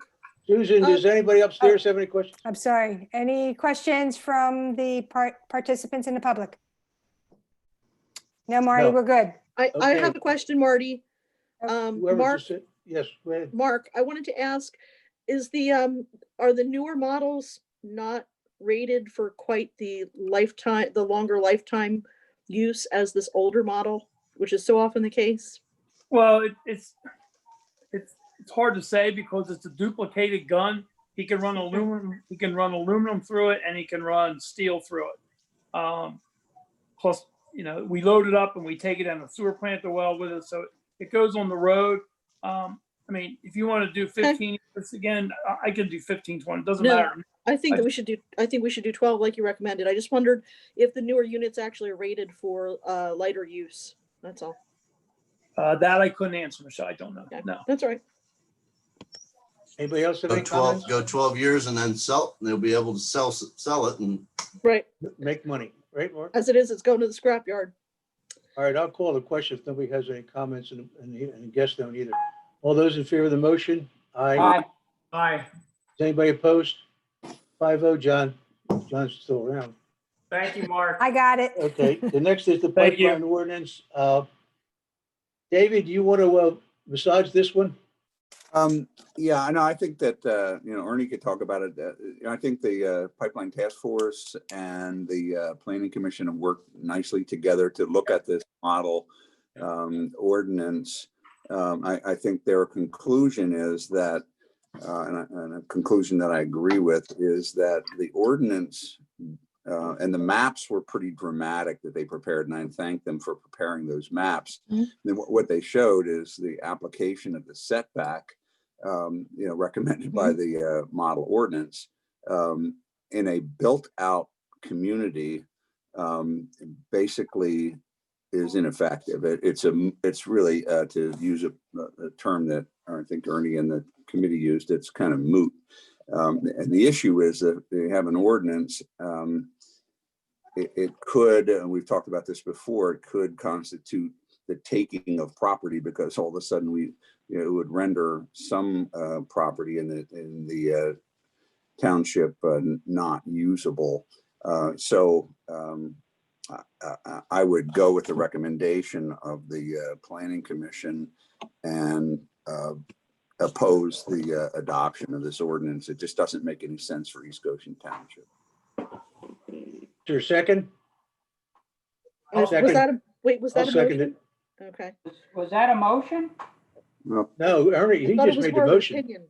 David made the motion. I just seconded it. did I make a motion? No, it was not a motion. I He thought was you just- made a motion. No, he was just. You he said was you just said to talking. oppose it, didn't you? I hinted at a motion. I think David stated his position, but I don't think we have a motion. I thought he made a motion. I heard a motion, but maybe I heard the wrong thing. I'd like to make a motion that we don't adopt the model ordinance in East Goshen Township and refer it back to the Planning Commission to look at some specific building land use, which was the recommendation of the Planning Commission. I'll second that motion. Yeah, that's good, David, to include that in there. You look at identified uses if they're such, and see if there can be something done with those in the future. So I second that motion. I just want, I believe that if this motion, either as you just stated it or as it was proposed, if we adopted it, would cause a heck of a lot of the properties to be non-conforming. I think I'm right about that. Is that right, Rick? And my motion was to not adopt it, accept the Planning Commission recommendation not to proceed with the ordinance at this time, and to look through the Planning Commission at some specific uses to identify them, to see if there is some regulatory elements that could benefit to more specifically, rather than this broad approach to the entire township, if you will. I have a couple of comments, and one of my comments is that John Altschul's internet is gone. He doesn't have the internet any longer, so he probably will not join us for the duration of this meeting. And he sends his apologies. So the other thing is, I think that I don't understand why we can't just grandfather existing properties in now as they are under a different. We can't do that. Like, they'd be all non-conforming properties. Hold on. Okay, Mark. So Mark, can you explain it to me? The graph that you saw would show that in one case there were over 2,900 non-conforming properties if you adopted the ordinance, and I don't Right, think but I'm asking why we can't grandfather properties in under the current zoning the way it is, and then any new construction could go under this newer, stricter standard. Is there a reason, Mark Gordon, can you please explain to me why there's a reason we cannot grandfather people? I don't understand why we couldn't do that. I'm just not sure. Grandfathering isn't a thing. It's not a legal act. zoning. Okay.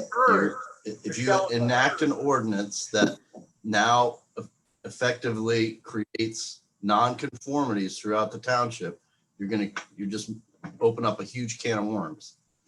Okay. But grandfathering is not a legal process, if you will. You can take certain actions that will have that implicit or explicit result, but to grandfather properties is not a specific action under the Act 2. Okay. So under another proposed ordinance, there had been at least the verbiage that said that as long as the property owner was not going to extend their footprint beyond 20%, in addition to 20% of their current footprint, they would be zoned under the current guidelines and then the current ordinances, but if they went over 20% improvement in their footprint expansion, they would have to conform to a new ordinance. So would that be the correct verbiage then in that case? Which ordinance are you referring to, Michelle? The TND. Talk about the TND Yeah, order. indeed. We're not on. That's a totally different thing. No. I'm just asking about the verbiage specifically. If it was allowed to be in that, or if it was allowed to be in that ordinance, why couldn't we turn it into the verbiage that's in this pipeline ordinance where we say non-conforming properties? Is it? I don't understand why it would be That's good what for we're one thing and talking not about. the We're other. talking about this ordinance is too broad for use in Okay. each division. So the recommendation from the planning commission is to step back, Mhm. breath, and think about what we really want to regulate. Okay. The specific Michelle, your house high burns, intensity uses. your house burns down, you want to build it back. But the ordinance says you can't because you're within, 300 feet of the pipeline. So basically it's taking of your property. Right, I agree with that. Mark, can you finish your Can I make thought? it- I'm sorry. Can I'd like you to finish your thought. That's fine. No, No, you got the idea. Yeah, but her idea is valid too, Mark. What she's Yeah. saying is what we're trying to do in the TND isn't a lot different than what this ordinance says, what It this is a- proposed ordinance It says. very well could be. That method Yeah. may work. That method may work, but we have, Okay. and it wasn't part of this model ordinance, so we didn't consider that. Okay. Fair enough. That's something that we can That's a do. that's a better answer. I'm Yeah, okay. and- For my part, I want to hear what the pipeline folks have to say before I even make up my mind here. Me too. Can I make a comment first? Sure. Yes, sir, Ernie. I just want to make sure you're clear, is that you don't have an ordinance in front of you to recommend for approval. Right. What we're saying here is that we looked at it and we're not ready to say those ordinances to send up to you to review. What we're saying is we don't think that it's right to implement them as written. However, we think there is another avenue that's worth exploring, and that would be looking at those areas that might be high population or sensitive populations located near pipelines that we could actually change existing ordinances that would have the ability to put in some restrictions for those types of properties, would not cause as many problematic issues as we found in looking at the ordinances and talking with the solicitor. So what we're saying is, from a step forward, rather than look at implementing new ordinances, we'd like to go forward and take a look at changing existing ordinances, which was done several years earlier when pipelines started to come in. There were some changes made to existing ordinances. And we could look at the existing ordinances and see where we could beef them up in areas that would prevent something of the order. And I'll say, for example, not for firm point, but for example, maybe a retirement home or a school or something along those lines, if they were to be located at a certain distance from the pipeline, we could possibly put restrictions in those particular ordinances that would restrict them, or actually restrict some of the fabrication or construction requirements on them, such as like where the entrances are located and so forth. Ernie, are you talking about existing nursing homes, for example, as opposed to new ones? No, there would be, if you read the no, and I think it was clear in the letter, we could identify uses that have high site populations or sensitive populations. We may be able to incorporate language in the existing ordinances regulating those from locating their pipelines. The intention there, if it's not worded properly, the intention there was for future locations. Ernie, this is Bill Wegeman from the task force. The question I have, is there any ordinances that the township currently has that does anything to regulate pipelines within East Goshen? No, Are there that's, any Yes, we have a different pub- ordinances we have? this is kind of the opposite. This is the township being dictated to by pipelines, as and I'm so vehemently opposed to this because there's no regulations for pipelines. They can come in and do whatever they want in our township, and we're left with irrational zoning because of the pipeline ordinances. And I'm opposed to any of the setback type of ordinances.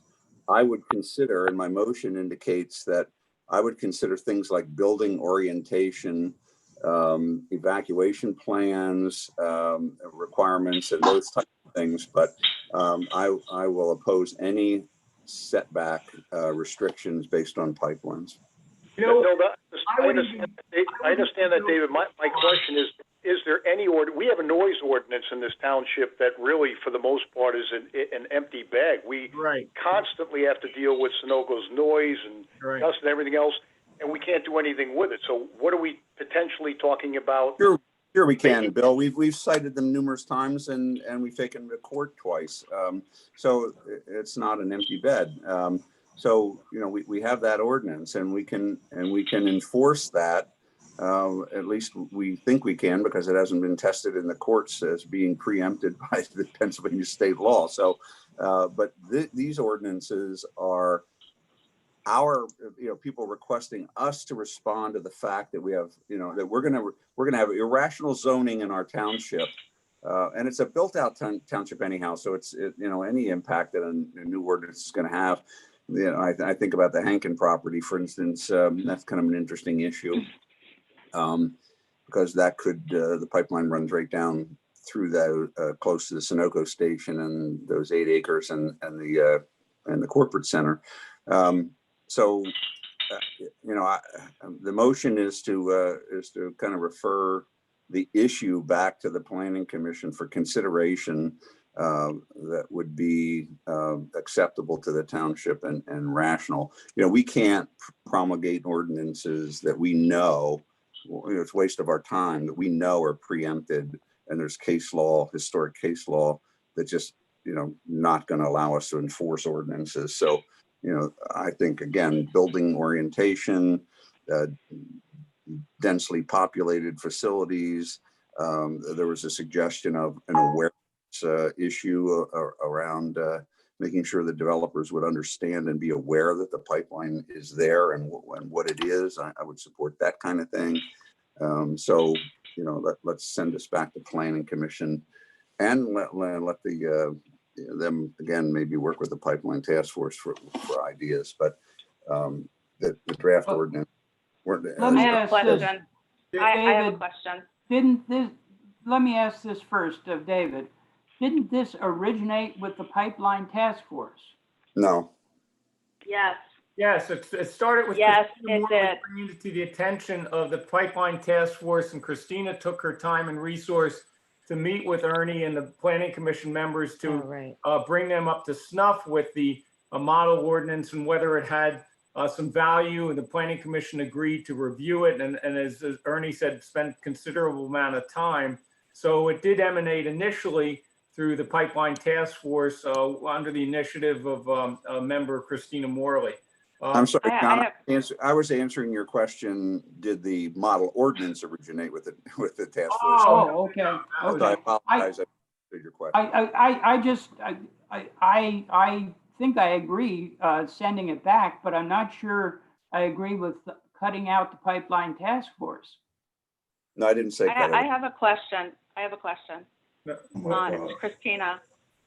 Ernie, Yes. at any point of the work that you did on this, was outreach made to Cato or to the Chester County Planning Commission to get their input and participation or clarification on Michelle's question about whether this could be written in such a way so that it only pertains to forward building?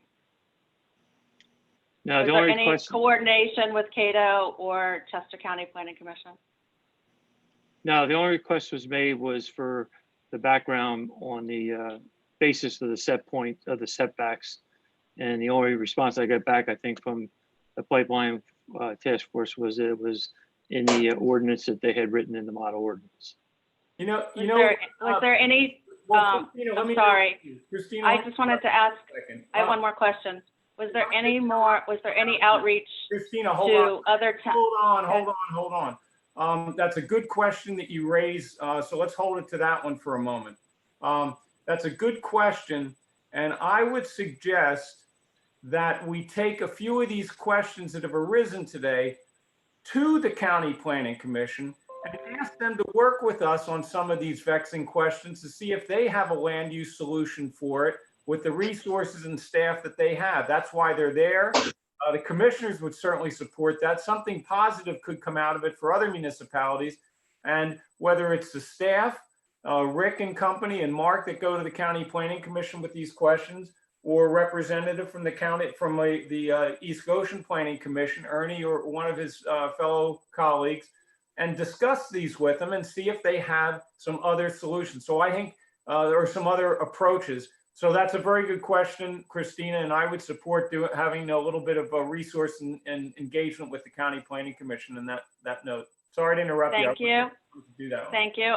I would also like to get a little bit of feedback from other townships who have adopted it To my knowledge, as part of the review. I my did provide. to my knowledge, it's been adopted by East Bradford Township and Willistown Township, and neither of those townships have had any applications that this has impacted. There were additional ones that I supplied. I supplied about 4 townships at least that. They didn't do the model ordinance. They had a pipeline ordinance, but not the model ordinance. That's what we asked for. Okay, so let me We'll just go we'll find back. out from the county, and that'll be one of my questions, will be to the County Planning Commission. Are there other municipalities who've adopted similar ordinances, something like that? We could. Yes, and I'll go back through my notes because I believe that I submitted about 4 you did. townships. That I thought it was West Goshen was one of them, and I thought it was Euclid. West Goshen has a pipeline ordinance, not the model ordinance, and that was the one they lost a court case on with Sunoco. Right. That was proved, it was proved in proper ordinance, and it wouldn't hold up anywhere. So they may still have it on their books, Christina, but it has no value. And they invested, I think that case cost them over $250,000 investing in that. A little more than that. Yes. So that went nowhere. That was a case with Sunoco about the location of their valve station or something. That's different. I would also like to talk to also the gentleman who wrote the ordinance. Mike, you know his name. Yes, John Gott is a consultant who wrote the ordinance. I worked with Andy Dinneman back when, this goes back to maybe 14, 15, maybe even a year or two earlier. He had a grant from, I'm not sure, prepared the model ordinances. I'm not sure who, that's GAADT. It may be Gott Consultants. He is a land use planner, solid guy. He's in the area. So you could contact him. Yes, see if he knows. I think that was through the Chester County Planning Commission was that grant. Yeah. He may have moved on to other things, but he was the one that really did a lot of the drafting and coordination, had a lot of community meetings where people met to give input towards drafting it and coming up with some regulations. So perhaps it's prudent to delay taking an action on it until we get clarification on those points. Well, I'm not in a position right now to not act on this particular ordinance at this point in time. It can always be brought up later, but unless the rest of the board wants to table it. But I see no value at this point in time in adopting these regulations as they stand.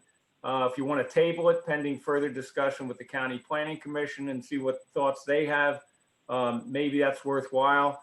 I share David's frustration. A lot of these ordinances just nip at the edges and don't accomplish much. I'd almost be willing to draft an ordinance the way Westchester Borough did and simply say, we are prohibiting any future pipelines in our jurisdiction, and have a go at it when the next one comes through with a new pipeline. And we say, well, go ahead, we'll spend a couple bucks. We may not get anywhere, but we're going to tell you that we don't want them here. So That's how frustrated I am. I don't mean to go rogue on something that doesn't really matter, but people are looking for appearances and statements to make it look like we're doing something. And I appreciate that, but you get to a point where you can only do so much. We've tried a number of things, and you know, I'm not. I don't want to throw in the towel, but that we continue to be in the same position that we were 3-4 years ago. We've gotten very little, except a lot of frustration and infighting amongst ourselves or disagreements. And here we are today doing the same thing. And I wish the Brave 7 good luck in their fight, but I don't know where it's going to come to, and that just shows you the level of frustration I have with the whole damn thing. I just make If a I can- comment, please. Mhm. I just want to comment that I just want to make sure I'm clear from the planning commission. We're not providing you an ordinance to say we want you to adopt. What we're saying is we've looked at them. We've got a solution that we think will help move the ball forward. And that's looking at some specific uses and some specific sensitive populations in the existing ordinances. We can still go pursue these other ordinances you're talking about. We're not putting in front of you a request to approve an ordinance. What we're saying is we don't want to spend a whole much more time on trying to write an ordinance. We'd like to spend our time and looking at how we can improve going forward that might make the issue better. That's what we're That's what asking. my motion is, to refer the issue back to the planning commission. I'm with you. For further consideration, and you know, have them obviously use the resources available to them that we've mentioned. Anybody want to make that motion? Does anybody want to make that? Here, David already made the motion, and I have to say that I think it's better just to continue having the discussion. Good. And so if the planning commission is willing to do that, I think that we need to Yeah, that happen. I would I'm agree. with you. From a staff side, I think that we have to think about the cost here, because we're going to probably need some consultant interaction to really, if we really want to develop an ordinance that has some meaning and has some does help. So, and I don't know what that looks like, if it's a John Scott or if it's someone else, or I think that internally they can probably start working on it though. And then before it goes to any formal presentation with an actual ordinance, I think then we could make a decision at that point. Do we like what the planning commission has put together? I think it's fair to let them do their part and work on that. They've got a lot of experts on that team. You're leading the team there as a staff member. And I think that we have the experts for the most part that we need. Plus Christina's looking at doing some research as well. And I think if she provides that, we'd be in good shape to just do it internally for a little bit. That sounds great. I'll second the motion that David put forth. Take a vote. Aye. Aye. I didn't call a question yet because I did. frankly, I did. I don't have a clue as to what this is trying to accomplish or what the goal is. We're going to If keep. I could understand what the goal was of this. Then vote I could against take it then. position, but I tried to listen to all the conversation. That's why I was silent. If this ordinance doesn't do anything, there is no reason to do it that I see. We could always do something else if it makes sense to do that in the context. Marty, we're of- not sending Marty, we're not sending the ordinance back to planning. We're sending the issue of pipelines among us for consideration back to the so that they can look at our current ordinances and see that if any, what the impact of having pipelines through the township might have on our existing ordinances and whether anything needs to be changed. That's the motion. It's not this ordinance. It's, you know, it's the impact of pipelines on the future of East Goshen Township with regard to ordinances. Okay, let's go. Call a question, Marty.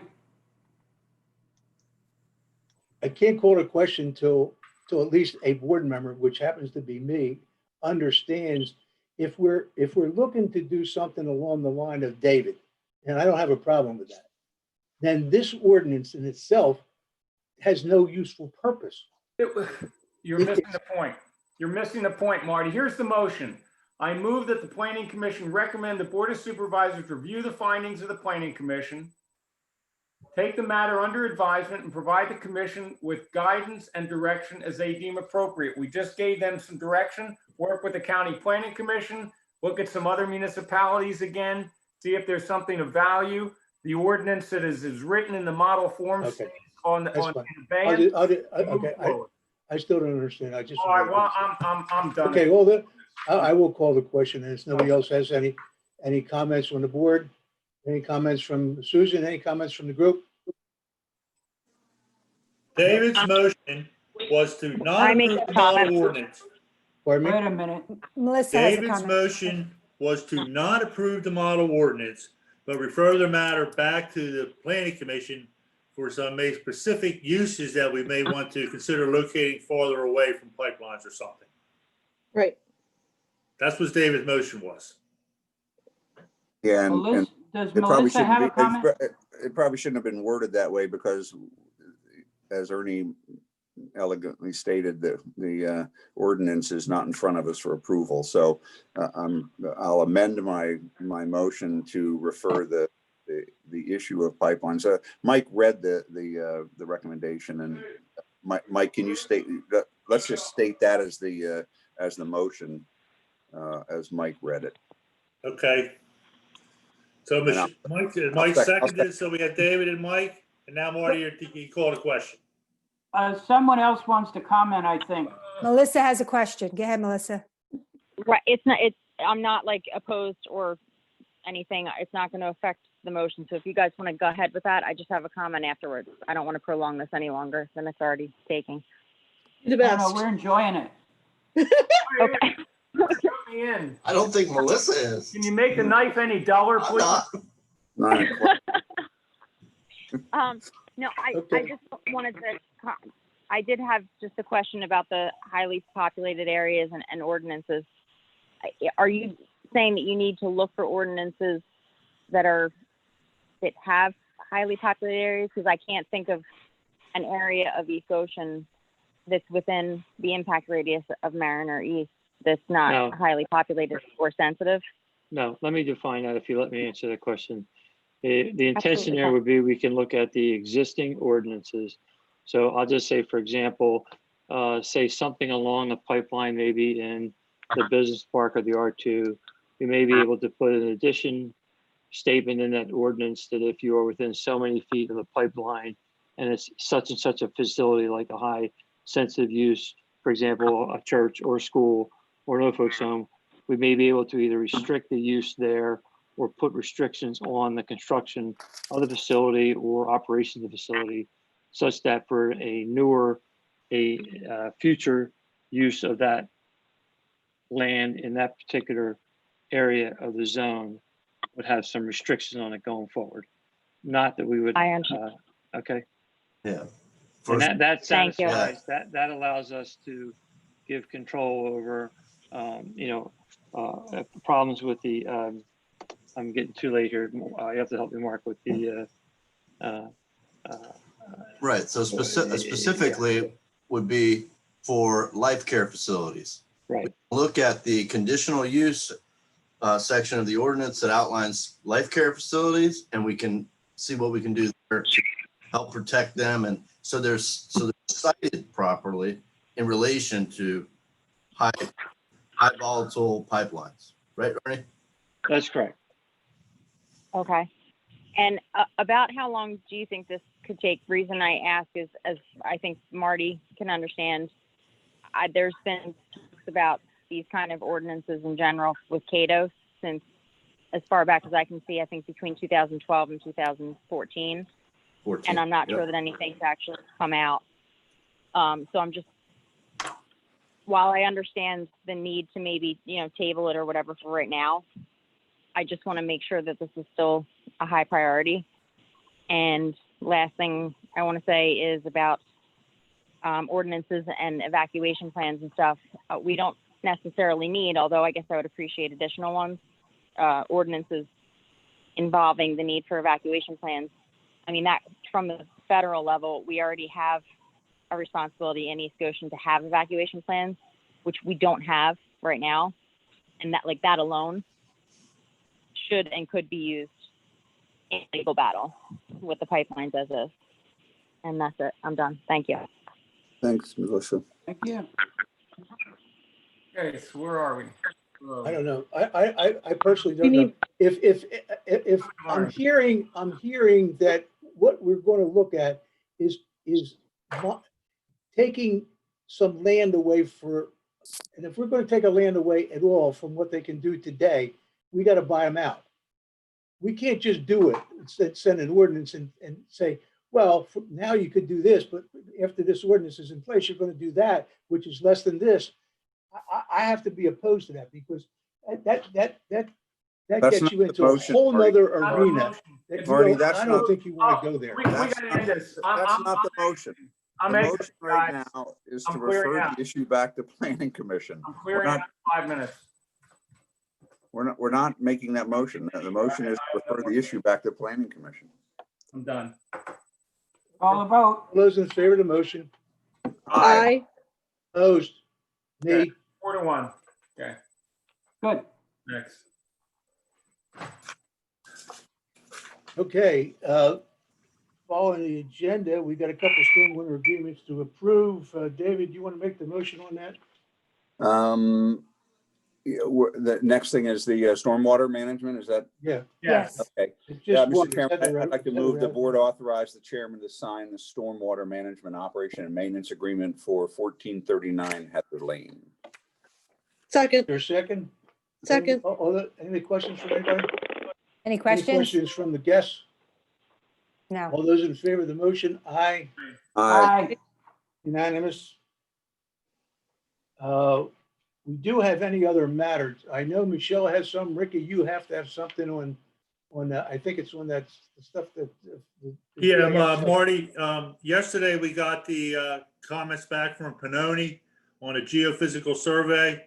They had a geologist by name of Michael Morgan who looked at it, and I'll post it on the website tomorrow morning, but his conclusion is, based on my review of the above documents, and I sent him everything that we've got, plus the stuff I got from Christina. It is my conclusion that the data collected methods used during the investigation were consistent with standard geophysical professional practices. And additionally, the analysis and conclusions expressed by the authors appear to be reasonable. So I'll post this on the website and everybody can see it, but we did get the review back and it came yesterday. Rick, what does that do to that letter that we sent over to PennDOT? I sent the letter asking, as requested, asking that they hire their own, PennDOT hire somebody. And I got an email back from Gene Blom that said we would be getting a response. I have not gotten a response to date. But Have any idea what they might say? no, but somebody, and whether it's Sunoco's engineer or PennDOT's engineer, is going to go back out and do another geophysical survey of that section of Boo Road. So. Well, if it's Sunoco's, it's not going to be satisfactory, right, David? That's the one we wrote the letter on, yeah. Right, we wrote the letter, we'll see what PennDOT says. Well, unless PennDOT does something other than having Sunoco do it, it's not going to be acceptable to us, right? All right, so let's wait and see what Gene Blom and PennDOT say. Okay. Yeah, see what they And everything hinges upon whatever comes out of the PennDOT thing. see what they have to say, and we'll deal with it then. Yes. Right, okay. That's what we'll do Okay. with that. Michelle, you had something you wanted to Yeah, I reiterate? wanted to just say that publicly, we need to give Jason Lyon kudos for his film festival, his film festivals. Tonight, he's not attending this meeting because he's on a YouTube International Film Festival, and that's terrific for our township. He has truly had dozens and upon dozens and dozens of applicants, submissions from all around the world. And so they're actually holding their event this evening with awards. Last night we went to the Movie Tavern in Exton. There were it was Jason, Gabrielle, and myself, along with the manager over at Movie Tavern. We screened all of the submissions and awarded the students their awards, and it was just fantastic. We had them all on the big screen on a Zoom call just like this, and so they were really excited to see themselves on the big screen. And just Jason really does a terrific job with that. We really have to we really have to thank him for his hard work. There was one very poignant submission in the content was regarding teenage suicide. And just today, there was a statistic that I had heard just today, this morning, that up to 25% of all students between the ages of 18 and 25, students and young adults not in school, who have had a thought that they should end things now. And so I asked Jason if he would keep in mind next time they have a submission related to mental health and suicide or any other addictive behaviors, that they go ahead and that he asks for the student to allow him to put an 800 number on there, so that if anybody is suffering from mental illness, any kind of depression, anxiety, any alcohol or drug abuse, that they seek help immediately. I think it's different when it's a peer who creates a movie about this. I think it's really important. It hits home a little closer with their friends, and I think it's important for everybody to know this is a national crisis. Hey, Mike. I watched a few of the films today, in fact, and they were very entertaining, very creative. Yep. So terrific young folks that are engaging in that medium. Yep. Very yep. Good. So if you get a chance to watch a few of them, but very poignant, Michelle. That was a good comment. Yep. Mike, did you see the email before you came over here? Is that the group that you're suggesting that we work with? Because they were talking about that themselves, as a matter of fact, in the emails that we got just before coming here. It sounded like the group that you were suggesting that maybe we wanted to partner with in the other matter that we've been talking about. Oh, you're not referring to the police? I was just curious as to whether it was or not. I'm not sure what that one is, Marty. You're not talking about the Center for Community Solutions at Westchester University? Yes. Oh, that's a different. It's a different matter. Yeah. Different matter. Because they talked about the same thing Michelle was just talking about. Is one of the issues. There's two issues in the same memo. Well, I thought it was yours. Okay, I just was asking. This goes much longer. I'm going to need that 800 number. Oh, John, that's the kind of comment I'm supposed to make, not you. I'm sorry, Mike. I apologize. You're more level-headed than I am. Hey, Mike, read your text. I have another matter. In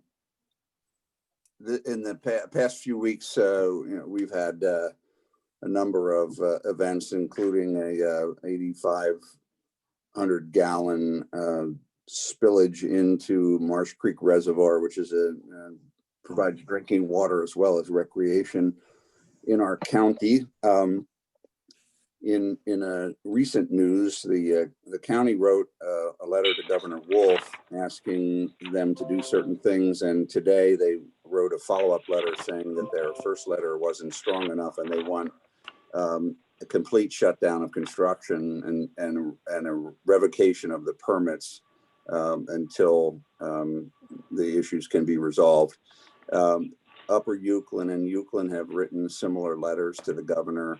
The Pipeline Task Force is asking the East Goshen Township Board to also write a letter to Governor Wolf with our plea and support for our two townships and to support the actions in our county.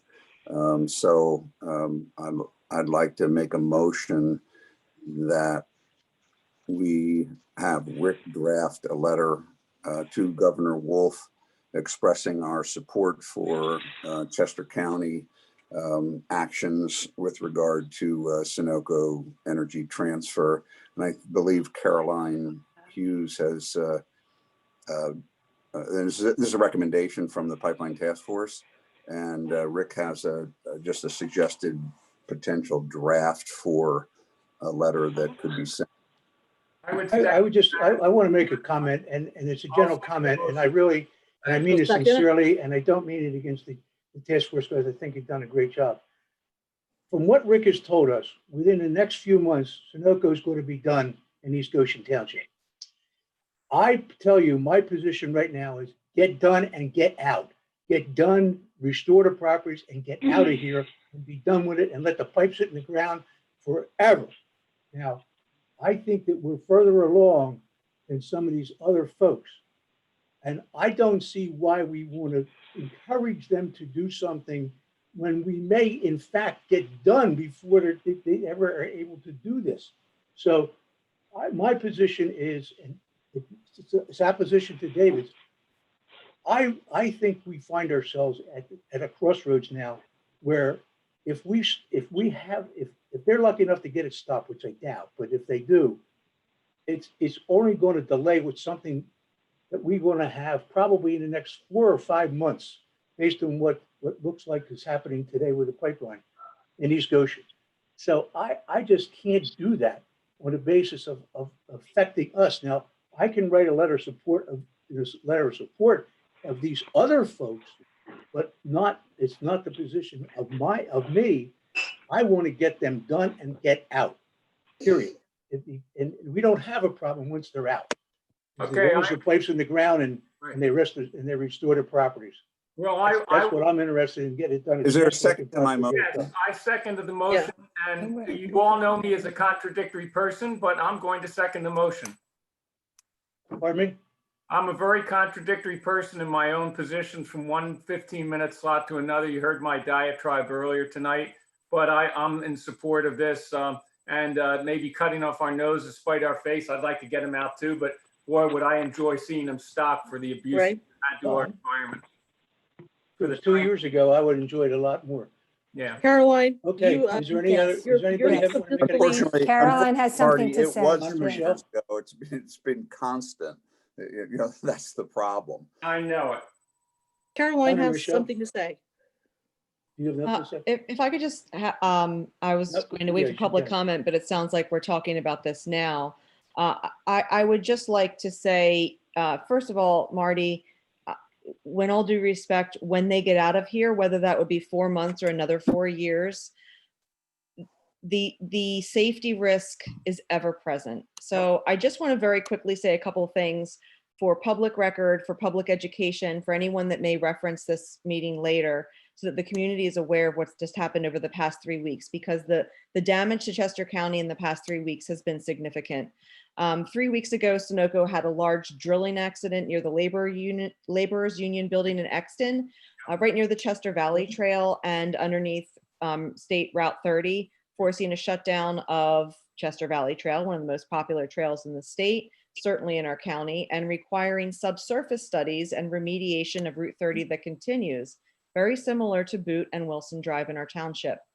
The fallout from this accident also led to 12 sinkholes, 12 in this immediate region, adjacent to 2 currently operational Mariner pipelines, Mariner 1 and the 12-inch workaround pipeline. Both of those lines are currently carrying highly volatile liquid, which, as you will remember from the citizens risk assessment, shows that if there is a threat to the integrity of those pipelines, we are looking at a massive public safety risk and likely disaster, catastrophic injury. That is even acknowledged by the PUC. 2 weeks ago, Sunoco resumed drilling in West Whiteland Township off of Showen Road. They punctured the aquifer there for the 3rd time in a row since they've resumed drilling.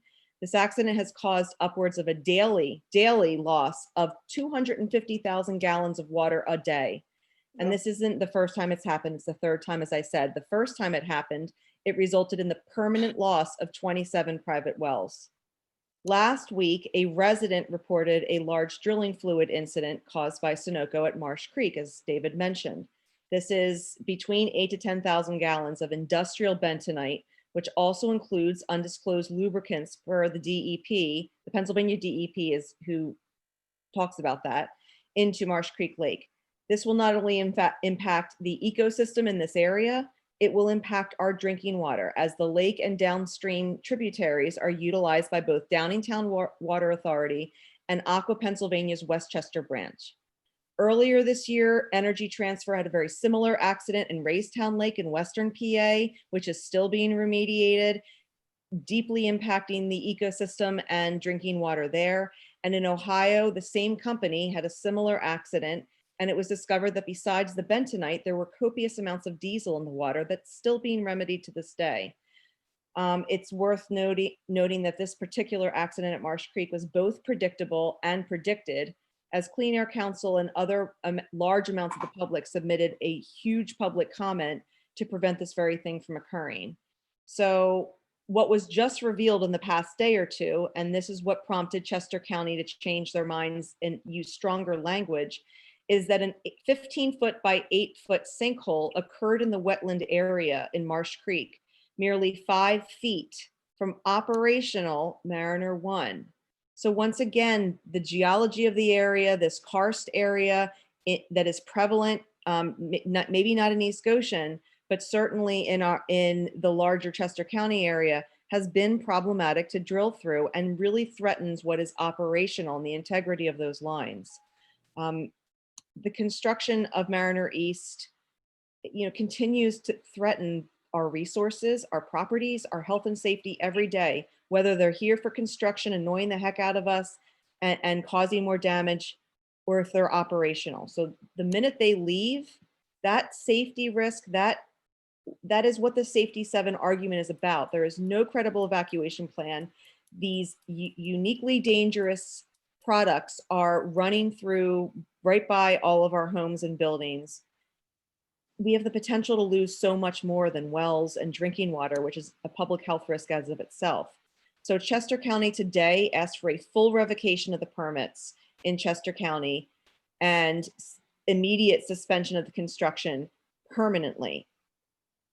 Carolyn Comita and most of the Chester County electeds had a letter asking for the same thing, a very strongly worded letter. I would like to publicly thank Carolyn Comita for doing that.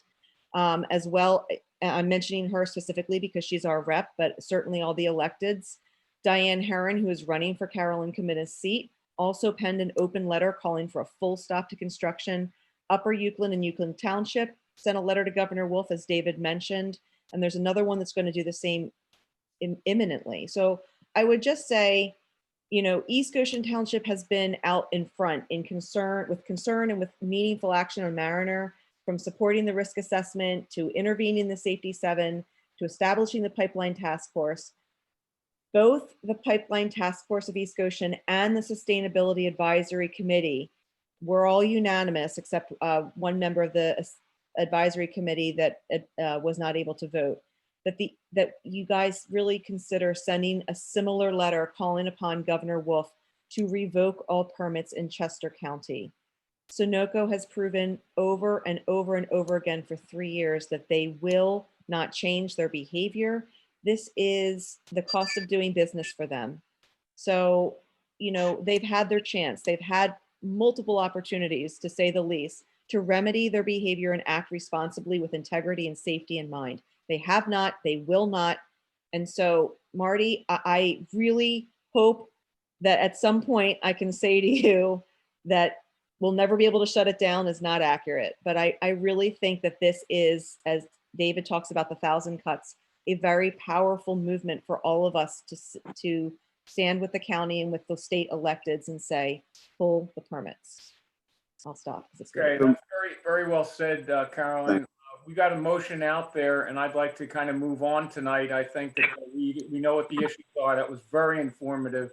So let's let Marty, if we could, as chair, let's just take a motion, play it through. Wait a minute. I got to ask if there's any, besides Carolyn, if there's anybody else in the audience that wants to make a comment. Couldn't have been said better. I would. Melissa DiBernardino would, please. Go ahead. I want to thank Caroline. I would second everything that she said. Marty, I realize I've gotten on your nerves for the better part of 3 years now. I can honestly say in 3 years, though, that I've never been more offended by something that you said than what you just did. And I'm taking it personally because this is not, if you were just a resident and annoyed at the construction and stuff, I could almost say it.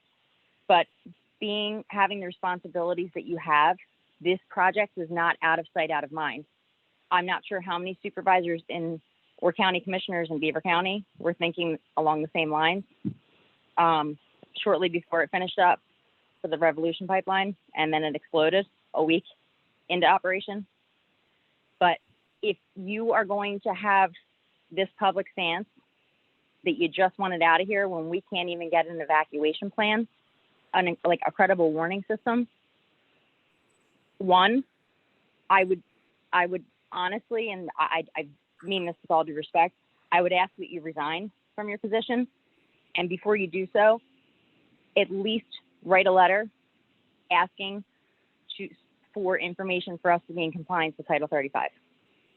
But like, I can't believe that after all that we have been saying for years, and I can see how we may have come off as just overly sensitive and crazy 3 years ago, but Sunoco has been proving us right. It's been getting worse and worse, if nothing else. And I just feel like the least that you can do, this doesn't cost money. It just write a letter asking for a halt. East Goshen has just as much reason. Please. Thank you. Thanks, Melissa. Okay. Anybody else? Hi.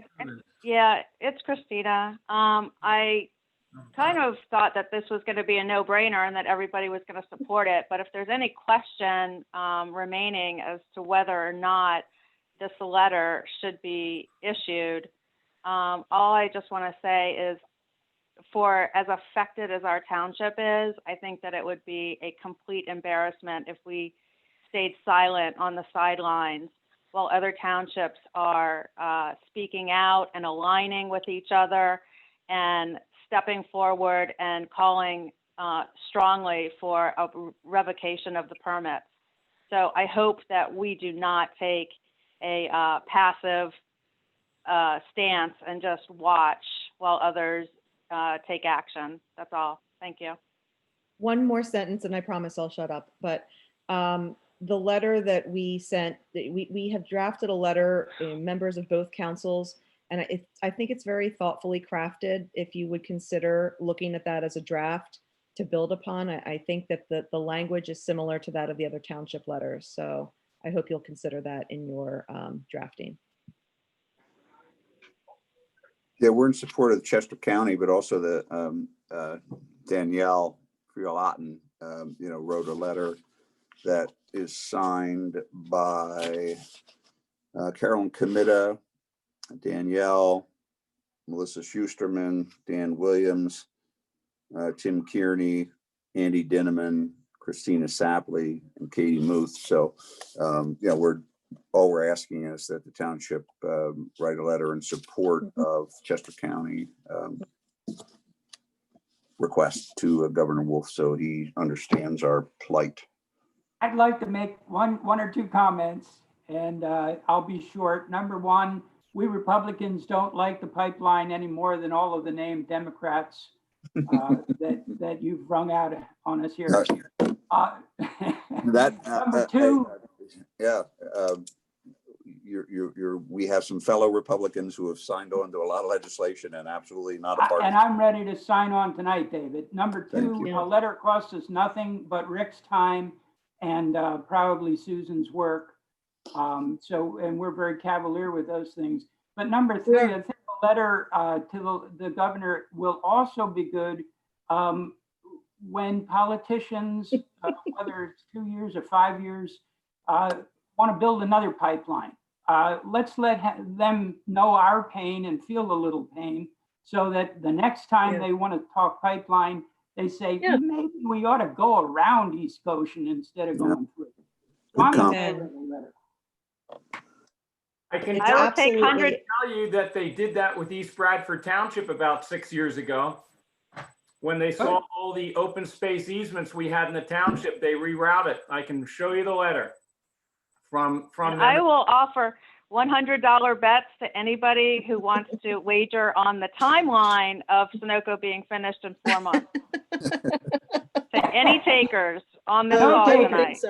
I don't No think takers. That's out of my Oh, way. come on. Oh, come No on. This takers. is a great opportunity. I go Does for anybody else have any comments to make? something, but not $100. Woo. Does anybody have any comments to make? Anybody else? I just want to reiterate that this is absolutely a nonpartisan community public safety issue. Dems and Republicans alike, independents, this is a community safety issue. Thank you, John, for saying that, and I wholeheartedly agree. Peace and love. And Tom Killian's been a champion, so that's good. Yeah, he has. Okay, let's vote. Okey-doke. Okay. All right, Marty? call the motion. Everybody done now? Yeah. All those in favor of the motion? This Aye. Republican says aye. Aye. Opposed? Nay. 4-1, okay. 4-1. Rick, you can do it. Thank you. Good discussion. Does anybody else have any other matter?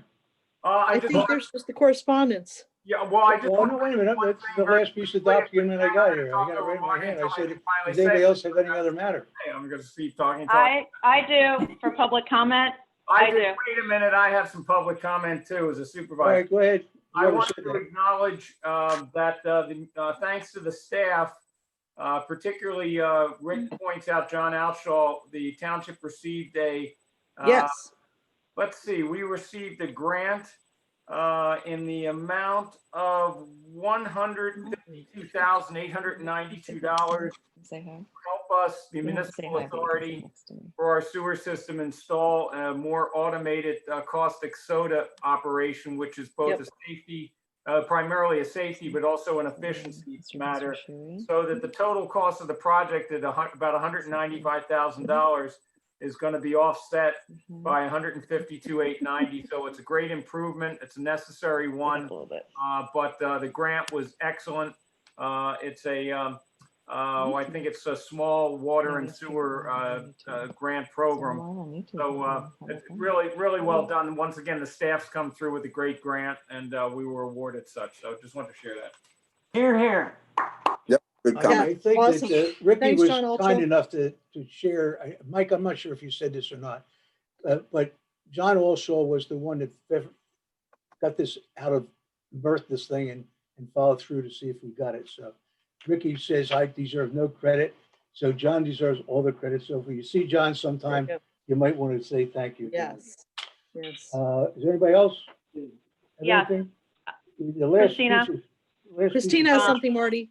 Christina has something. Hi. Pardon? Hi. This is a small housekeeping item. We used to have the public comment period at the beginning of the meetings. That goes back all the way to when the vote was taken on the Adelphia pipeline issue, and it was all the way late at night, and people couldn't stay on. And then the public comment period after that was moved up to the beginning of the meeting. I actually went back and looked through the agendas that are currently posted on the website for Board of Supervisors. And the very earliest one is January 14th of 2020.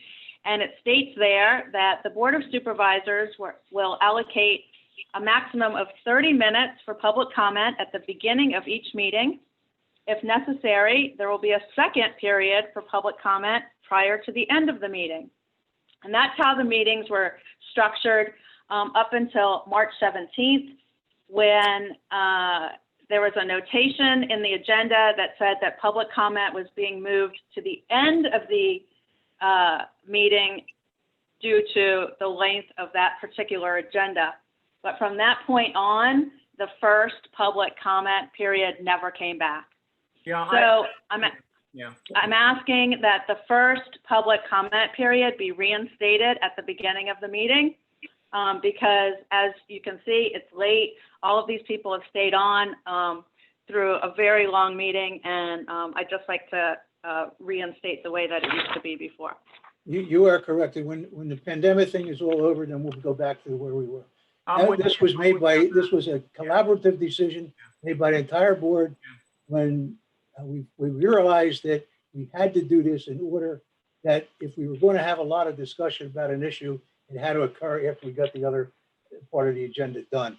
That's where it came from. So that's what we decided to do, unless the board decides to do otherwise. I'm good with it. No, I'm good with the current policy till we get back in person, and then we can start it up fresh with public comment in the beginning. That's what we intend to do. And to be fair, These Zoom things are tedious, we're happy. but gonna just have to hang in there. There's plenty of public comment during the agenda. And as it is now, it's 9:30. You know, to have a 30 or 40 minutes to get started in the beginning with public comment potentially, I'd rather wait till we're back in person myself. Right. I have to say too, there is a requirement that we have public comment period. It doesn't say anywhere in state law that we have to have 2 public comment periods. And the public is given the opportunity to speak on every matter as we go through the agenda as well. Okay, but we will revisit it at some point. Yeah, I think that'd be good to do, Christine. And once hopefully we can get back in person sooner than later, but it's going to be a while, I think. Thanks. Okay, because I think that people would appreciate having it at the beginning. Thank you. Okey doke. I'd appreciate having it in the building to begin with. Yeah. Okay, it's always a pleasure to let people know that we got an attaboy from Lucille Maxon. It's over in Michelle's neck of the woods where sycamore trees are. And apparently Mark and his crew did another fantastic job. And she is thanking them for doing precisely that.